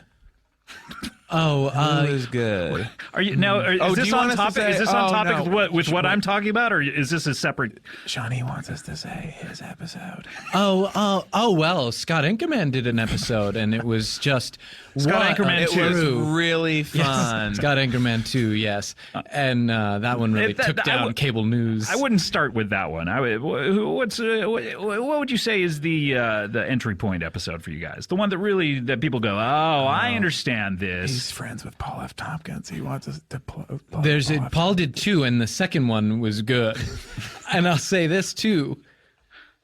Kumail is on a hot HBO show. Yes, Oh, Kumail Silicon is very Valley. funny. And if, Paul Scheer was on one that was great, and maybe we could get some listeners over to that show as well. What do you Yes, think? that has. It's not just all about Have us. you guys been on the old "How did this get made" listeners thing? We have not managed to work out our schedule with them. They have never given us their schedule or shown any interest in speaking with us. So it's a back little and bit forth, of a phone back and tag forth. game. Yes, Yeah. you know Yes. how it goes. Yeah, so they're it at this point and have been for a long time. Yes, tag there it. Yes. And yeah, I've just I don't know if I'm unlisted or what it Are you is. unlisted? Do you know? I haven't been able to find that out. I haven't found the list or anything. Have you maybe tried to just look yourself up and seen if any Why of your would he info look is out there? why would he look himself up? I am me. I he's always have him. access to me, That's true. except when I'm asleep. But I mean, aren't mirrors just another kind of a Google search? When you think about it. Yes, it is. No? It's like the original Google search. Yeah, it's like, hey guys. Well, actually, no, mirrors are not the original Google search. Still water is. Oh, that's right. Yeah. So sorry. Yeah, which is the original mirror. Yeah. Yeah. So until you drop something. A lot of people say, don't make yourself feel bad. Don't do Google searches on your own name. Well, that would apply to looking in the mirror. Don't look in the mirror. But then if people don't do that, you got a lot of people with ragtag mops of hair wandering around there out there. You know what I mean? Which if you're lucky. Yeah. Because it's worse stuff. That's currently the hair to have. Yeah, exactly. Bedhead, am I right? Yes.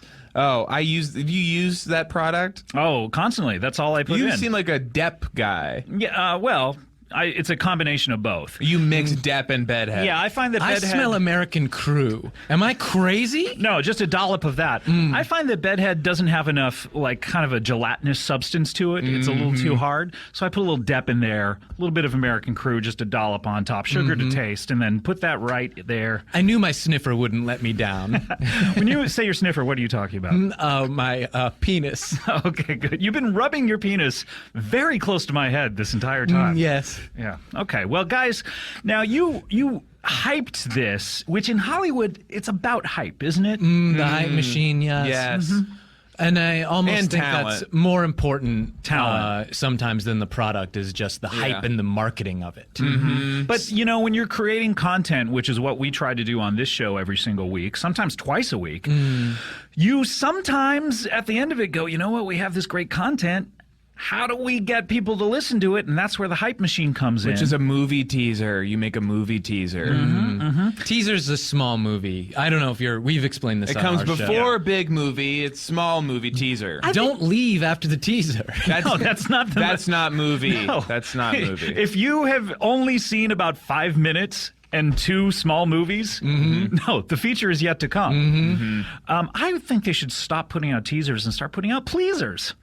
If only more teasers were pleasers. I agreezers. At the end of this minute and a half, you're satisfied. You go, I don't need to see that. Yeah. Yeah.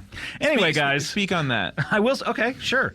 What I would like to have happen is I would like for these people to put out just minute and a half pleasers that are do the entire plot. Back up. Okay. Movies. Jesus. All right? When he had that lunch. Thank you, yes. He had that lunch where he was like, this is my bread. This bread is my body. Right, yeah, that's me. This is my bread. I'm going to share it with you. This is my body. I'm going to share it with you. He was kind of saying that was the original movie right there. Right, Yes. and he was fucking with them. That's what people don't realize. Is It was dude just bread. ranking them. He was like the fucking bread, original dude. bad grandpa. Yes. Thank you, yes. Although he had no grandchildren to my knowledge. No, no children to have them. Well, we're all his children, but Yeah, right. but at the same time, he was the original bad grandpa because he's grossing you out. He's like, eat this, it's my friggin' body. And then you take a bite, it's like, it tastes like bread. You've been bad grandpa. Yeah, great. Anyway, guys, but you were using the hype machine earlier in order to kind of figure out exactly what we were going to do in this segment. And you mentioned you were going to do a script reading, and you immediately put your heads down on the table and appeared to go to sleep. It's not sleep. It's not It's sleep. close. It's like one layer above. Ever heard of TM? Yeah, I certainly have. I mean, look, I'm a big fan of David Lynch and the David Lynch Foundation, and that's exactly what he teaches. It's you hit your head hard enough against the table, and then you're doing TM. Yeah. Okay, fantastic. So you guys were TMing, And then you lifted your heads up in sync, by the way, simultaneously, almost as if it were choreographed. Well, Hayes was just in space with Lance Bass. Really? Speak on that.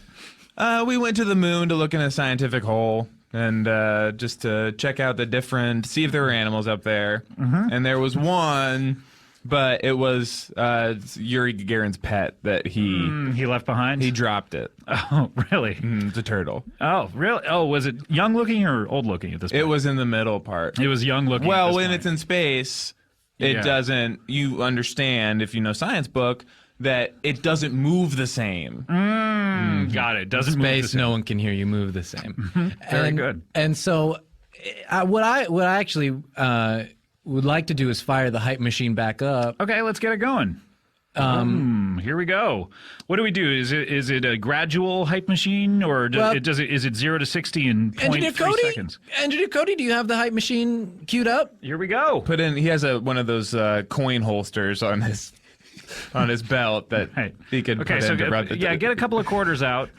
All right, very good. Now plop them in there. All right, let's get the hype machine going. Those are keys, Cody. Okay, so the hype machine is up and running for our movie script that we want to read. Okay. Garoom,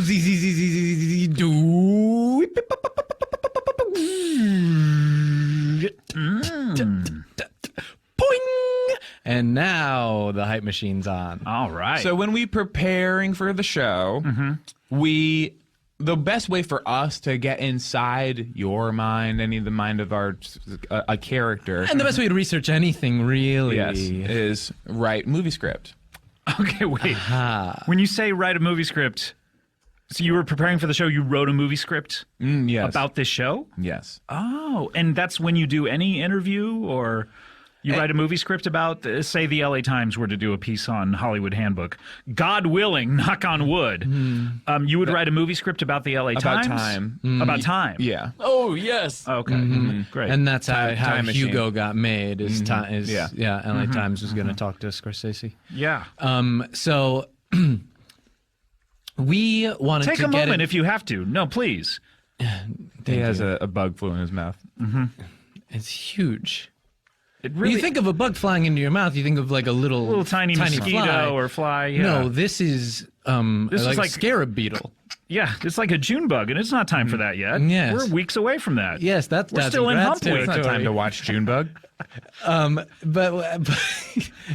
what I was going to say before the bug got in my mouth was that as a result, we've produced a script that I think you, Scott, in particular, are going to like. Wait a minute. Why are you smiling so slyly? What am I going to like about this? Comedy Bang Bang is being a podcast. Yes. Sure. It's being a TV show. Oh, of course. Those two things are a given. And that is probably all it is, Has right, guys? it been being a movie yet? What? Oh, my gosh. So we thought you would like to be in a movie because we watched a lot of movies. And How many? Almost all movies. We see them a lot. And I don't want to say you weren't in any, but I think I would remember if I had seen you on the screen, I would say, like, oh, that's Scott. I know Scott If from you the had show. been in one, I said, that's my friend. Certainly. Scott. Well, I mean, you must not have seen Austin Powers 3, but go on. Oh. Gold member. Oh. Not his finger. His penis. It was his member. Yeah. Oh, now I will see it. His I didn't sniffer. understand. That's the one you did not see? I didn't understand. Oh, okay.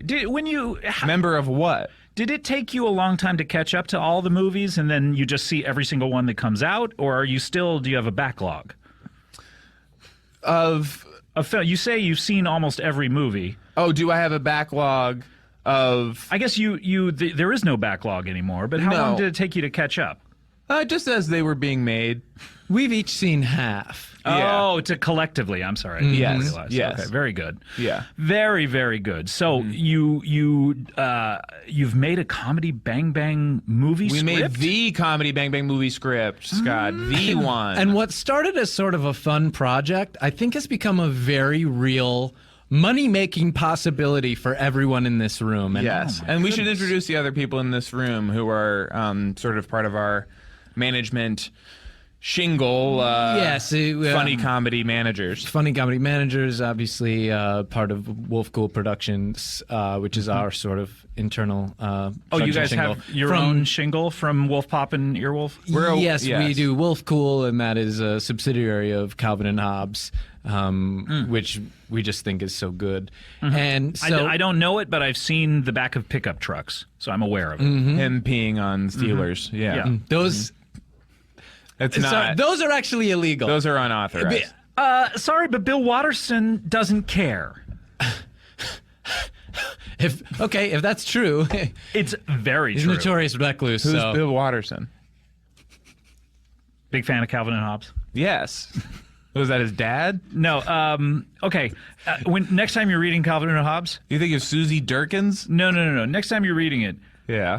Look up slightly to the right. Okay, that's Pogo. No. You've gone too far. Okay, hang on. I just want to read Pogo real fast. Okay, go ahead.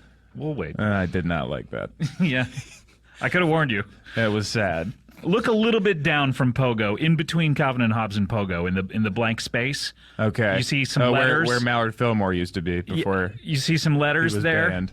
You know, yes, not I the see ones the that say Calvin and Hobbes, but look to the right of those. Foxtrot. Nope, you've gone too far again. Okay. You need to go back to the left. Now I'm reading the news. Okay, you know what? This may be a hopeless case. Anyway, what do you guys have? You have a script? You have a full-length feature script? We have a script, and to help us read it, we have a couple of... our company players, of our repertoire, the actors. So the number one and first... How's that bug? What's going on with that bug? It's crawling. I can see it in your throat. He is getting stronger. He seems to be drawing energy from me. Yeah. And this is an energy siphon. I don't know how to explain this. Did you say growing or glowing? Because it's doing both. No. Well, then why should I have to choose? Okay. I can't explain this, but I'm having ideas that I feel like are Bug's ideas. Really? Like, what are these ideas? Like, what if I flew in someone's mouth? What if I landed over there? But I would never use that terminology. No, what if I landed on unless that? you were on set.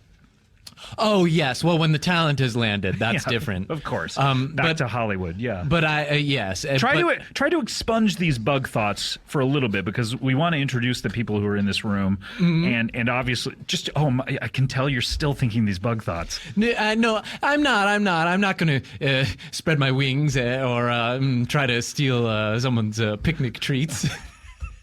Is that what bugs do? They steal treats? One's this big, yeah. Okay. All right, try to get those out of your mind. You want me to introduce the guys? Yeah. We have Bang Rajman is here. Professional actor Bang Rajman, a.k.a. Ben Rogers, a.k.a. Rad. Thanks so much for giving me this opportunity to perform. Thank you. You helped us out with the live show that we did. You read an ad for us that we got in trouble for. Got arrested, yes. Yep, so we're Sorry not about that. allowed to do that again. Bang Rogers. Bang Rogers. That's right, yeah. Okay, welcome to the show, Bang. Hey, thanks for having me. Yeah, Okay. I'm very excited. Okay, I was going to say, are you excited to be? But you are excited. He covered that. I covered base. it. I'm excited. I'm here, and thank you. Okay, and so you can introduce, because I don't want to. It's weird for Hayes to introduce his own daughter, but Hayes' daughter is here from spring break, and she's spending some time with him, which is so nice. It's Haley. It's Haley. Who, what's your stage name? Hallie. Hallie. Hallie. Your stage name's Hallie Huntley, but your real name is Haley Davenport. People say Haley, but sounds like Hayes. Did she take Davenport, or did she take Brooks' last name? She took Brooks' last name. Okay, so it's Haley Shields. Haley Shields. Oh, yes. okay. Now, when you say it's weird for you to introduce your own daughter, have you never introduced your daughter to anyone? She's supposed to introduce me. Oh, okay. It's cute. Can you imagine how cute? Not anymore. She's a little old for it now. How old of a daughter are you? I'm 20. Okay. And so when she's like a cute little kid, she walks in front of me and says, "Oh, I'd like you to presenting. This is my dad." And you had that speech impediment implant that made you so cute. And now you don't have it anymore. I don't. I talk just like everybody else now. Mm-hmm. And you're 20 years old, and so I can laugh at about 2 years of your life at this point. Very good. And I didn't know you had a daughter, Hayes. I mean, most people don't. Yeah. You haven't spoken on this. No, I don't speak on it too often. There's a confusing thing because I do live with a young woman. Who's this now? Well, Carrie Ann Moss is my girlfriend. We don't live together. Okay, she's a beautiful. I wouldn't classify her incredibly as young. But... No, but I'm saying this is not the person I'm talking about. Oh, okay, very This good, is a third person who's like a 7-year-old girl who is like my roommate, basically. Oh, okay, so Yes. you have a girlfriend, Carrie Ann Moss. Yes. Your ex-wife is Brooke Shields. And you live with a 7-year-old girl who's your roommate. Who is not my daughter, nor are we in a relationship of any kind other than sharing the cost of the room. And is it a half and half, 50-50 situation? Does someone have a bigger bedroom, maybe an ensuite bathroom? So they pay a little more? Her parents are on vacation, and so she gets her parents' bedroom. Oh, okay. And so I am in her bedroom, which is a little bit smaller. Yeah, a small bed? Yes. You're a tall individual. I like to think so. Well, hey, you know what? Don't just think it. It's a fact. Coming from another tall person like you, that Thank means you, Scott, that means for saying that. That means a because great deal, Scott. If you hadn't, I was going to be hearing about it the whole ride home. Okay. And it would seem to me that she would give you her parents' bed, as I would imagine it would be bigger than her bed. Let's do the movie. Let's do the movie script. Okay. At some point, I do want to figure out exactly why her parents are on vacation. Well, I'd say he doesn't want. He lost an arm wrestling match, and it's not his fault. He had to have shoulder surgery, and so he lost an arm wrestling match for the big room, and so he has to sleep in the small room. And he also says that she cheated. Did she go over the She cheated by top? tricking me into thinking I was in a movie about like a guy who's good at losing arm wrestling matches. Oh, that's a very complicated plan, but it's the long con. I can see how that would work out. Yes. All right, very good. Well, let's get to this film because, I mean, Bang and Hallie. What should I call you, Hallie or Haley? I'd prefer to be called Hallie if we're sort of in the realm of theater. Okay, Even in the if show business. Yes. Okay, so Hallie has landed. Thank you. I have landed. I actually landed here, Dad, like 15 minutes before. I don't know if we got the start time wrong or if you were. Was I early or were you late? Because we were supposed to. Well, sometimes I have to give you the wrong time because you have a Hallie tendency time. to. Yes, she's on Stop. Hallie time. Hallie and time, Yes, yeah. stop Hallie time. Okay, I hope we're able Right? to have a moment alone later, just since I'm only home for a week. Will you promise to give her that moment on this podcast publicly? Will you that's nice. pledge to give her that moment alone? That's nice. Do you want to be in? We have to record some ads. Can we do it in the ad? It's better than nothing. Okay, great. All right. Sounds good. All right, very good. So let's get to this script. What is happening with this? Well, hopefully it's being made. Well, let's just read it. Let's pass out. Let's just launch into it. let's pass Everybody out the get your copies and Okay. and very read good. it. All right, here we go. We all have copies. Mine's on my Kindle. Okay, very good.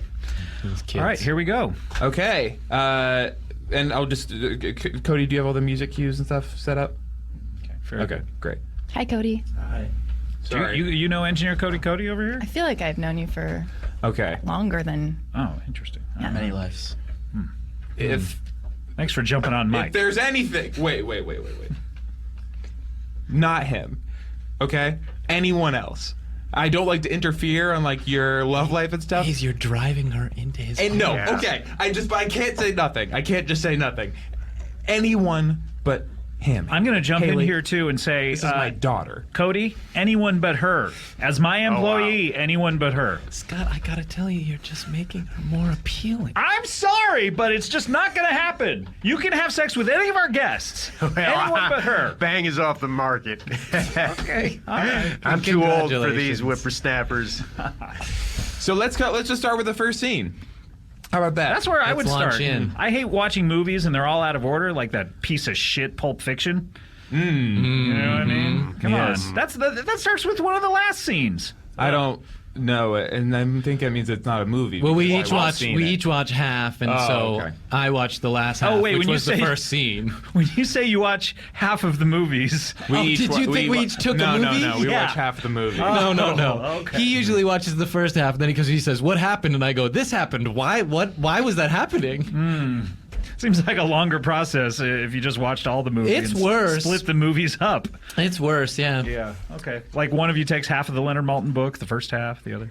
Like, A through M. He's plugging the Maltin on Movies podcast. Yeah, that's really what I'm trying to do. I know not our show. This should be about you guys. Look, guys, we have to get to this. Yeah. And I've reached a deal with the bug, and we've agreed that he's going to share some of the thoughts? day is going to be mine, some of the day is going to be his, but he's going to shut off for a little while. He promised. Okay, very good. And just to make sure, what's the thought you're having right now? Oh, I guess I want to eat sugar water out of a plant. Okay, that could be either of you. Yes. All right. Well, let's do the script here that we've been talking about for nigh on 45 minutes now. Let's and you've divvied up parts, I assume? Well, you're gonna play. I'm gonna play Stop. Scop. Very good. And we've divvied up the other parts. Okay, here we go. It'll all make sense. Okay, very in good. due time. Okay, and I'll just read the lines as they are written. As they're written. Okay, very Yes, good. exactly. Like you would do it. Okay, but put my spin on it. But Okay, read them as written. Well, we're going to be doing notes after the scene, so we'll see what happens. Okay, great. So, interior, the Earwolf Big Studio. Lights up on a bustling studio space. People running by with papers and talking on the phone. It's a hustle and bustle, but everybody's having a good time. The new intern, Trapson, enters with a confused look. I hope I'm in the right spot. I rode my bike here. He's approached by a young but have a job producer who is cute but hot, Nancy. Oh, you're in the right place. Trust me, it always feels weird at first. The vibe between them is immediate. They look in each other's eyes and have a sensation of knowing each other forever. Why did he write in the middle of that sentence? It's very weird. It's got to feel natural, conversational. Yeah, but in the stage directions? No. That's the best place to put stuff like that. Okay, this is like if Mamet wrote stage directions. Is that your real eye color? Yeah, they're purple. I know it's unusual, but I got it from my mom. Thanks for noticing. Most people don't. You look like you like jazz. The music or the dance? Both. Well, you nailed me. You guys, you got to get in here for the big pitch meeting. Oh, already? Everyone rushes into Scott's office. It's got a lot of animal heads on the wall. They looked like they were really happy before they were, Scott is sitting at the front of the room. He's got a look on his face like he just ate something that was by accident. Oh, God. Oh, God. Oh, Did I say all those words right, by the way, Hayes? Yes, that's exactly right. It was all phonetic, so Yes, I really wondered, but that was perfect. Yes, that was good. Great. Okay, thanks. Mr. Scop, it's me, Engineer Cody. Remember you promised if I had a real great idea, you'd let me have a podcast? Engineer Cody, eh? Not ringing any bells. I'm one of the engineers. I'm the one who's a fucking problem. Oh, yes! I've read about you on the message boards. That's right. Anyway, I think I did have a good idea, but I forgot it. Well, Engineer Cody sits on the floor and begins trying to eat his own butt. Well, Engineer Cody, maybe we can jog this memory out of you. Trying is actually a bad word. He's doing it very successfully. I never noticed how long your tongue is before. That's incredible. To reach all the way back there without the usage of a spoon. To me, that's just normal tongue stuff, man. Sure, well, we all have our weird idiosyncronicities. Hey, don't have a cow, dude. All right. No need to quote classic TV lines to me. Is everyone... Okay, well, you're still in the realm of The Simpsons. You could move on to other shows like Night Court. Sorry I'm late for the meeting. This is my first day as an intern. My goodness, look at your eyes. Yeah, they're purple. Hey, thanks for noticing. Hey, do you like jazz? The music or the dance? The vibe between them is the immediate. Person. Yeah, I love jazz. The person, of course. Yeah, the DJ. Yeah. Trapson immediately forgets about the person that he met earlier. Doesn't even remember her name. Much like the narrator. Hey, I love your Who are you eyes, talking man. to, Cody? I just saw this new intern come in. I love your eyes. They're the same color as the jerseys for the Utah Jazz. Oh, yeah, that's my favorite basketball team. That's crazy. The vibe between Cody and his own bud is immediate. I just got to finish something up in here. God, Cody. Something called a bell pepper. Cody, I wish you would do that in the other room. Put it in here about a month ago to pickle. Man, these animals look like they were happy once. Yeah, they were. They really, really were. So you guys ready for the big pitch meeting? Everyone gathers around for the big pitch meeting. They're all excited to see who Scott is going to pick for the first pitch. All right, gosh. Who should I pick for the pitch? Well, on the one hand, I like your eyes. On the other hand, you're a woman. This is a tough choice. Eyes, woman. He's looking at the wrong people as he says these things. Wait a minute, I'm just looking at Cody. Can't blame you. Cowabunga. Tell you what, whoever speaks first can have the first pitch. Here's that food somebody ordered. I'm sorry. Somebody ordered some Thai food? A very Americanized Thai man enters the room. Yeah, I've noticed that you have some sort of gruff New York accent for a Thai person. Oh, yeah, I'm from Thailand, but, I learned English. You learned to speak by watching repeats of NYPD Blue? That's right, yeah. I watched a lot of NYPD Blue, Sipowicz and whatnot. Yep. Boy, remember that episode when he had to show his butt? Oh, do I? That's my screensaver. Wait, what are you saving your screen from? So it doesn't freeze and stuff. Oh, okay. Do you want to be, I don't know, this is weird to say, but best friends? Yeah. I kind of feel like the vibe between you and I is immediate. I do too. Do you, like jazz? Okay, are we talking the type of music, the dance, the basketball team, or the person? Oh, I'm talking about the dog. Oh, the dog! I forgot about him. Yeah. No. Yeah. Oh, you don't? All No. right. Well, here's the food. Wait a minute. There's no dog in this food, is there? I better move my car. Everybody, it's an emergency. It's me, Paul F. Tompkins, and you all gotta get out in the hallway right now. Everybody rushes out into the hallway. It's a tense moment. And they see the scariest sight. Andrew T has showed up in the studio, the big boss of all bosses, host of the Yo Is This Racist podcast. Scott looks at Andrew T and starts shivering in his boots. Hello, Andrew. What are you doing here on such a fine, lovely day as this? You'd better reveal your sources to me, Scott. That's right.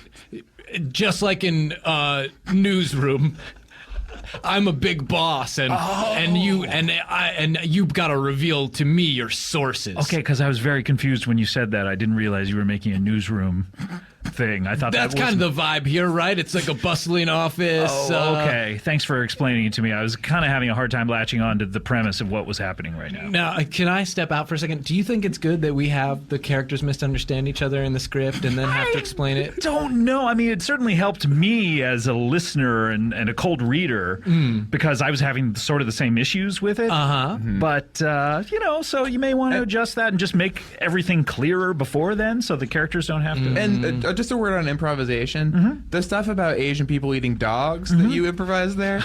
Look, that's the one thing that I really wanted to do. Not really our Okay, movie? I'm sorry, but I had to put my own spin on it for one line at least. That is definitely a movie? You really It's threw me not for a our loop movie? there.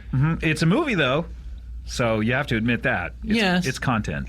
I just want to say that at my school, Temecula College for the Arts, we do a sort of different kind of improv where really like it's anything goes. Oh, I'd love to do some of that.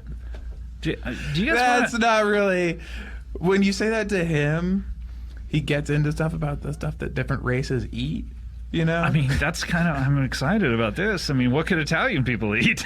You know? Oh, gosh. I shudder to think what you think they eat. I mean, probably salads with like a layer of dressing underneath a plate. That's Hey, what a nasty stereotype. While we're out, I didn't realize I was going to be reading some of these lines with your daughter. I feel like the relationship's a little inappropriate, and it gets extremely sexually Do we want to explicit. jump to that I was going to say we should Let's probably... jump to that Do we want to scene, hear yeah, some of like- that scene? Go to that scene. What page is that? This is page 77? This, Yeah. Yes, this is Okay. the first act break. Yes. Yes. Okay, this is a long script, Page by the way. It's 326 pages, Yeah. Yes. and we have not finished it, but we're close. Okay, good. And I just want to say that I may have gone to school this year a child, but I am a woman now. And so I can You just went to school this year? Yeah, You're what 20. happened before? I took a couple years off. I'm just to- anti-school. and I wanted to stick around and sort of aid my high school's drama department. Oh, so you've been doing that for 2 years? Yeah, What exactly do you do for them? I'll sort of assistant direct or sort of read lines in the auditions or sort of give notes. The director is emotionally unstable, and occasionally I need to sort of step in and Oh, okay. and I was just needed, you know. Which high school is this? It's a little high school called Lincoln High School. Oh, I've heard of that one. No, it's a different one. It's the littler one? smaller. It's Linkin. Oh, okay. Is that next to any kind of public space or anything? Next to a park? Yeah, it is. It is adjacent to a park. Yeah, that's yeah. right. It's near the Old Town Playhouse. I've done a few shows there. Oh, okay. All right, enough about your resume. Yeah.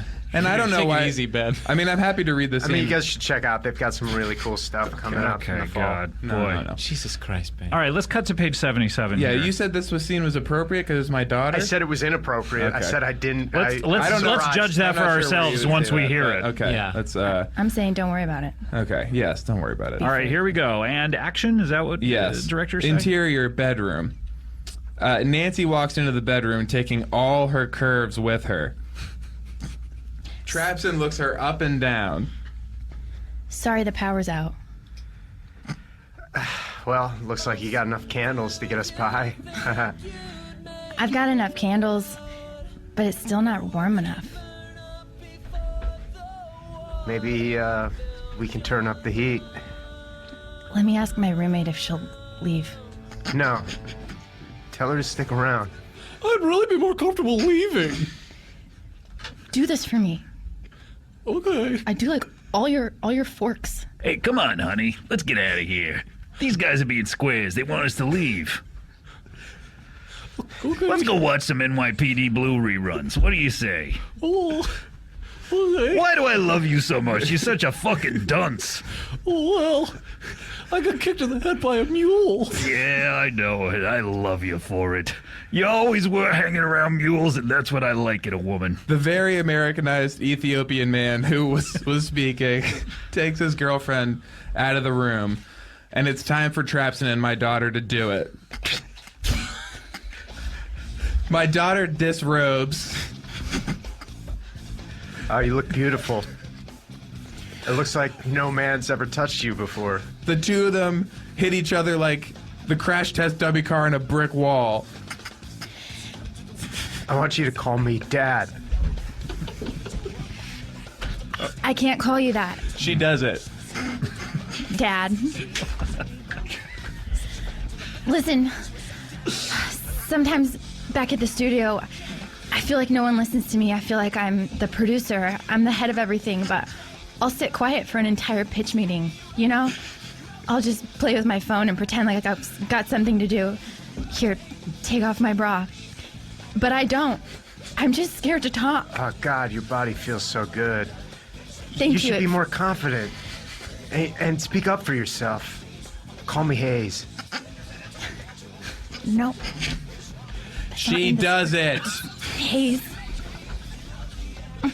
Dad Hayes. I have your height. The kissing commences. Oh, we're both so tall. We're both so tall, but I have my mom's eyebrows. Thank God. Can I just a note? Dad. Yeah, again, this is. I tried to sell it, Hayes, but it seemed you did a pretty good job. I mean, I was into it. The reader says horny. Like, do you not see that? The reader on the line says horny. Yeah, it says hornily. Yes. Like Yes. you're horny when you say everything. Yeah, I tried to keep it horny. Why were those pages handwritten? That's what you're taking umbrage with? Is the fact that he didn't type them? I feel like he just wrote them. Yeah. Wait, you can just type something and they would be typed. But this is That's not really a clue. I mean, clearer evidence. Please just Holly, it's an odd no. Excuse her. I'm sorry. No. It is kind of a bizarre. I don't know. I just don't understand what she's saying here, guys. Well, maybe it's the drawings that bothered her. I feel like that's why I hand wrote it. This I mean, there is magical writing machine. It's called a pen, sweetheart. My dad used to tell me that I didn't push my art hard enough when I was in Annie when I was 8 years old. I was one of the orphans. Okay. No, it's a different. Yeah, we she did was Annie not. at She- the Old she was Town not Playhouse. Oh God, Bang. not the Playhouse again. This Playhouse, I can't hear about it anymore. Hey, they're Guys, just really doing some good stuff. I'm sorry. Sorry, hey, Sean, can I talk to you guys for a second? Absolutely. What's just going on with Bang in the Old Town Playhouse? I mean, I had you guys on here to talk about the Hollywood Handbook, and it's like I'm hearing about the Old Town Playhouse more than I'm hearing about you guys' podcast. So the Old Town Playhouse is in danger of closing. And no, not the Old Town Playhouse. Ben Bang told the Old Town Playhouse that he would go be on this podcast in order to raise money I didn't know that. for the Old Town Playhouse. We may have told Bang that this podcast was in fact a fundraiser for the Old Town Playhouse. I didn't know it was shutting down. Let me, you know what? Let's get Bang. Bang, I'm sorry. What did you want to say? I just wanted to say that I brought some tote bags with me from the OTP. God damn it, I can't hear about this thing anymore. If there's a way you could somehow do the fundraiser for it without mentioning the actual Playhouse, that's going to be really helpful for Scott. I thought that I could be receptive to this, but we told him it would be a fundraiser because he had to cancel a pretty important surgery to make this time. But wait, you're a doctor as well? Yes, that's right. I'm a surgeon. That's how I make a living. You know. What surgery did you cancel? I was supposed to remove a baby. Oh, so you're an obstetrician as well, or was there from somebody? They're an errant baby. Not from a stomach. It was attached. A baby was fired out of a cannon and lodged in someone's abdomen. Okay, I get it. This. I read about this story, and that was you that refused to do the surgery, and so the baby and the person died. That's right. They both passed away, unfortunately. But that's some of the sacrifices that we have to make as artists. Okay. And my first priority is being an artist. My second is saving lives as a doctor. And third is babies. Third is babies, yes. Because they're not lives yet, I think. Yeah, and I don't think all this blame should be on Ben. I mean, Hallie, you shot the baby out of the cannon. What was the thinking there? Yeah, what was going on there? Again, I've just always been told that my art is so safe. And every time I try to do something provocative, it ends up being like, why'd you pick that? That's what she thought the circus was. Scott, if I may relate to you for a second. Certainly. I too am weary of hearing about the Old Town Playhouse. Because how many times are you going to cast the same 7 people? Yeah. You know, let someone else read. Yeah. For the part. The same 7 people, exactly. I mean, it's like, come on. I mean, I know they keep mixing it up a little bit and people switch parts and they do the same play every single time, too. It's almost, and they've never closed it. So it's almost as if, like, it's one long, continuous run of a play. And you just can't get in, you know, no matter how good you are, no matter how many. Yeah. That happened with Cats for a long time on Broadway. It's like, guys, come on, stop, having the same actors doing the same thing, like do other plays. What happened with Cats? Yeah, what happened? Oh, okay. Well, I've never heard of this. Cats? You guys have never heard of Cats? I've heard of Cats. What happened the with concept them of Cats, or do you mean the play Cats? They play? Yeah, they'll play with string or whatever. No. Okay, let me back up a little bit. So you do know what cats are, the animal.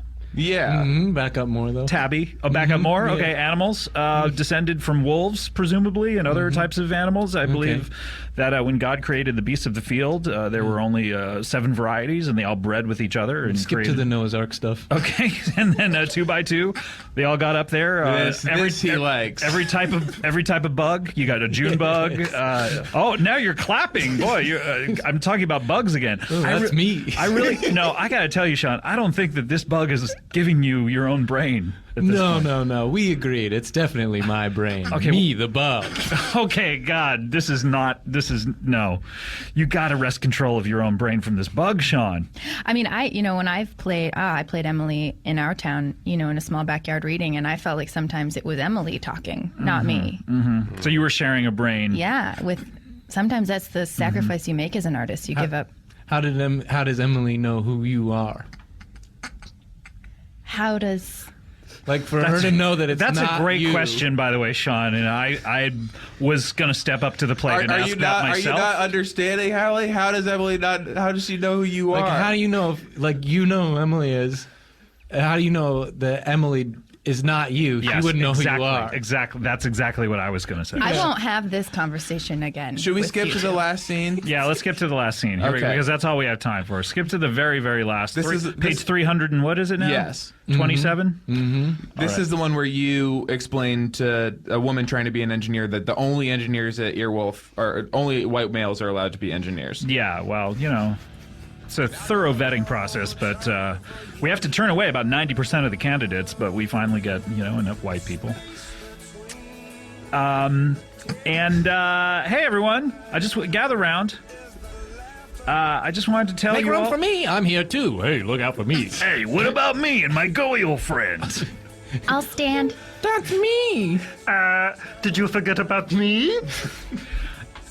Bring the mule in as well. So, and now, sorry I'm late. Wait a minute, honey, you're standing too close. Oh, no, honey, you got kicked in the head again. Oh, man. Ouchie. Well, at least all that happened is you said ouchie. No blood. Guys, you know what? You all work here, and you're not related by blood to me, but gosh darn it, I feel like you're all family to me. The vibe between Scott and everyone in the room is immediate. I immediately have these vibes about all of you. I'm feeling it over here. Yeah, me too. I got one too. Don't you think I didn't forget? Oh, honey, you okay? Oh, God! That was the non-kick side of my head. When I got the kick on the same side before, I thought that's fine, but now it's the other side. The end. Oh, my God. Wow. What a weird ending. Yeah. It's a little conceptual. Wow. Strange last line of a film. Yeah. Mm-hmm. Yeah. And it's an interesting way for us to set up that scene, too, that we say he is explaining... to the female engineer, and then she's not even there. She's not even there, and there's no dialogue reflecting that. Yeah, it's all in the these stage characters direction. we followed most of the movie aren't in the last scene. Yeah. I guess all the thing that's left to talk about is the money. Oh, what you want me to pay you for this film? It would be weird if someone else paid us for it. Yeah, because it is your thing. Yeah. Well, but if someone else paid you for it, you guys would be paid. Yeah, so but why it would would you be weird. argue? Wouldn't that just feel That feels icky, uncomfortable? I thought some of the proceeds were going to the Old Town Playhouse oh my God, as well. this Old Town Playhouse. How much? What are the WGA minimums? It's been so long since I've had to take a minimum. I don't even know what they are. That's a good question. What and WGA is? Oh, it's a. Is this finally white guys with attitude? Okay, come on. It's the Writers Guild. It's about time. Writers Guild of America, my friend. It's a guild. Also have a club at my school, WGA Women's and Girls of the Arts. Oh, okay. Women's and girls. Yeah. Is that a typo? No, Yeah, that happens sometimes. I actually had to separate a woman and a girl once. Oh. Okay. And you created two Specifically- women's?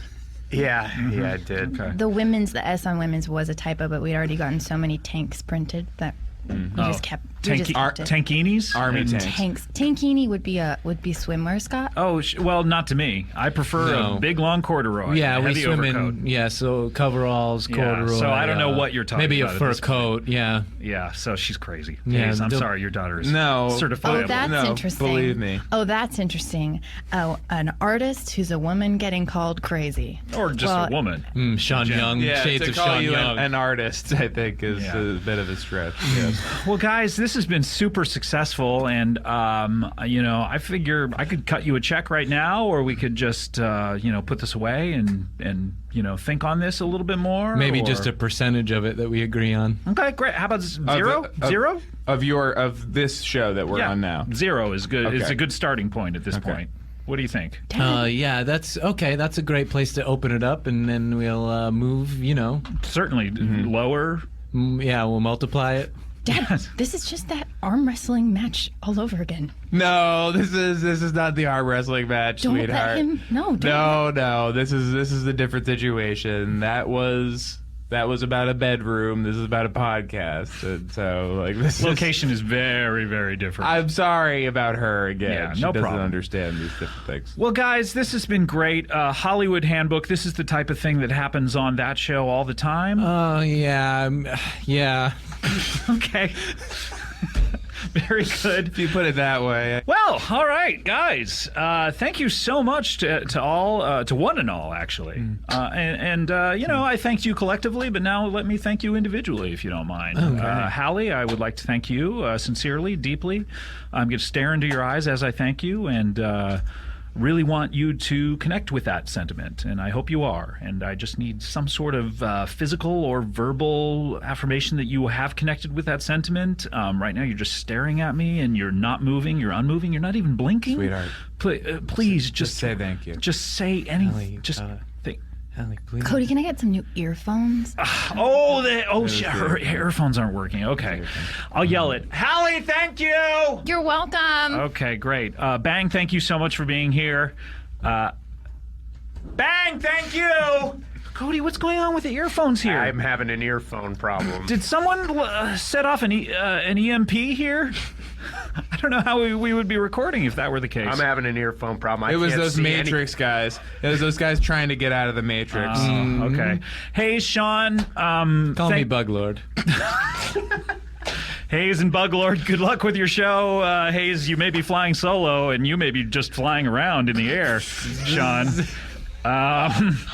Listen to Hollywood Handbook. All right, that's been our show. We'll see you next week. Thanks. Bye. Bye. Garoom.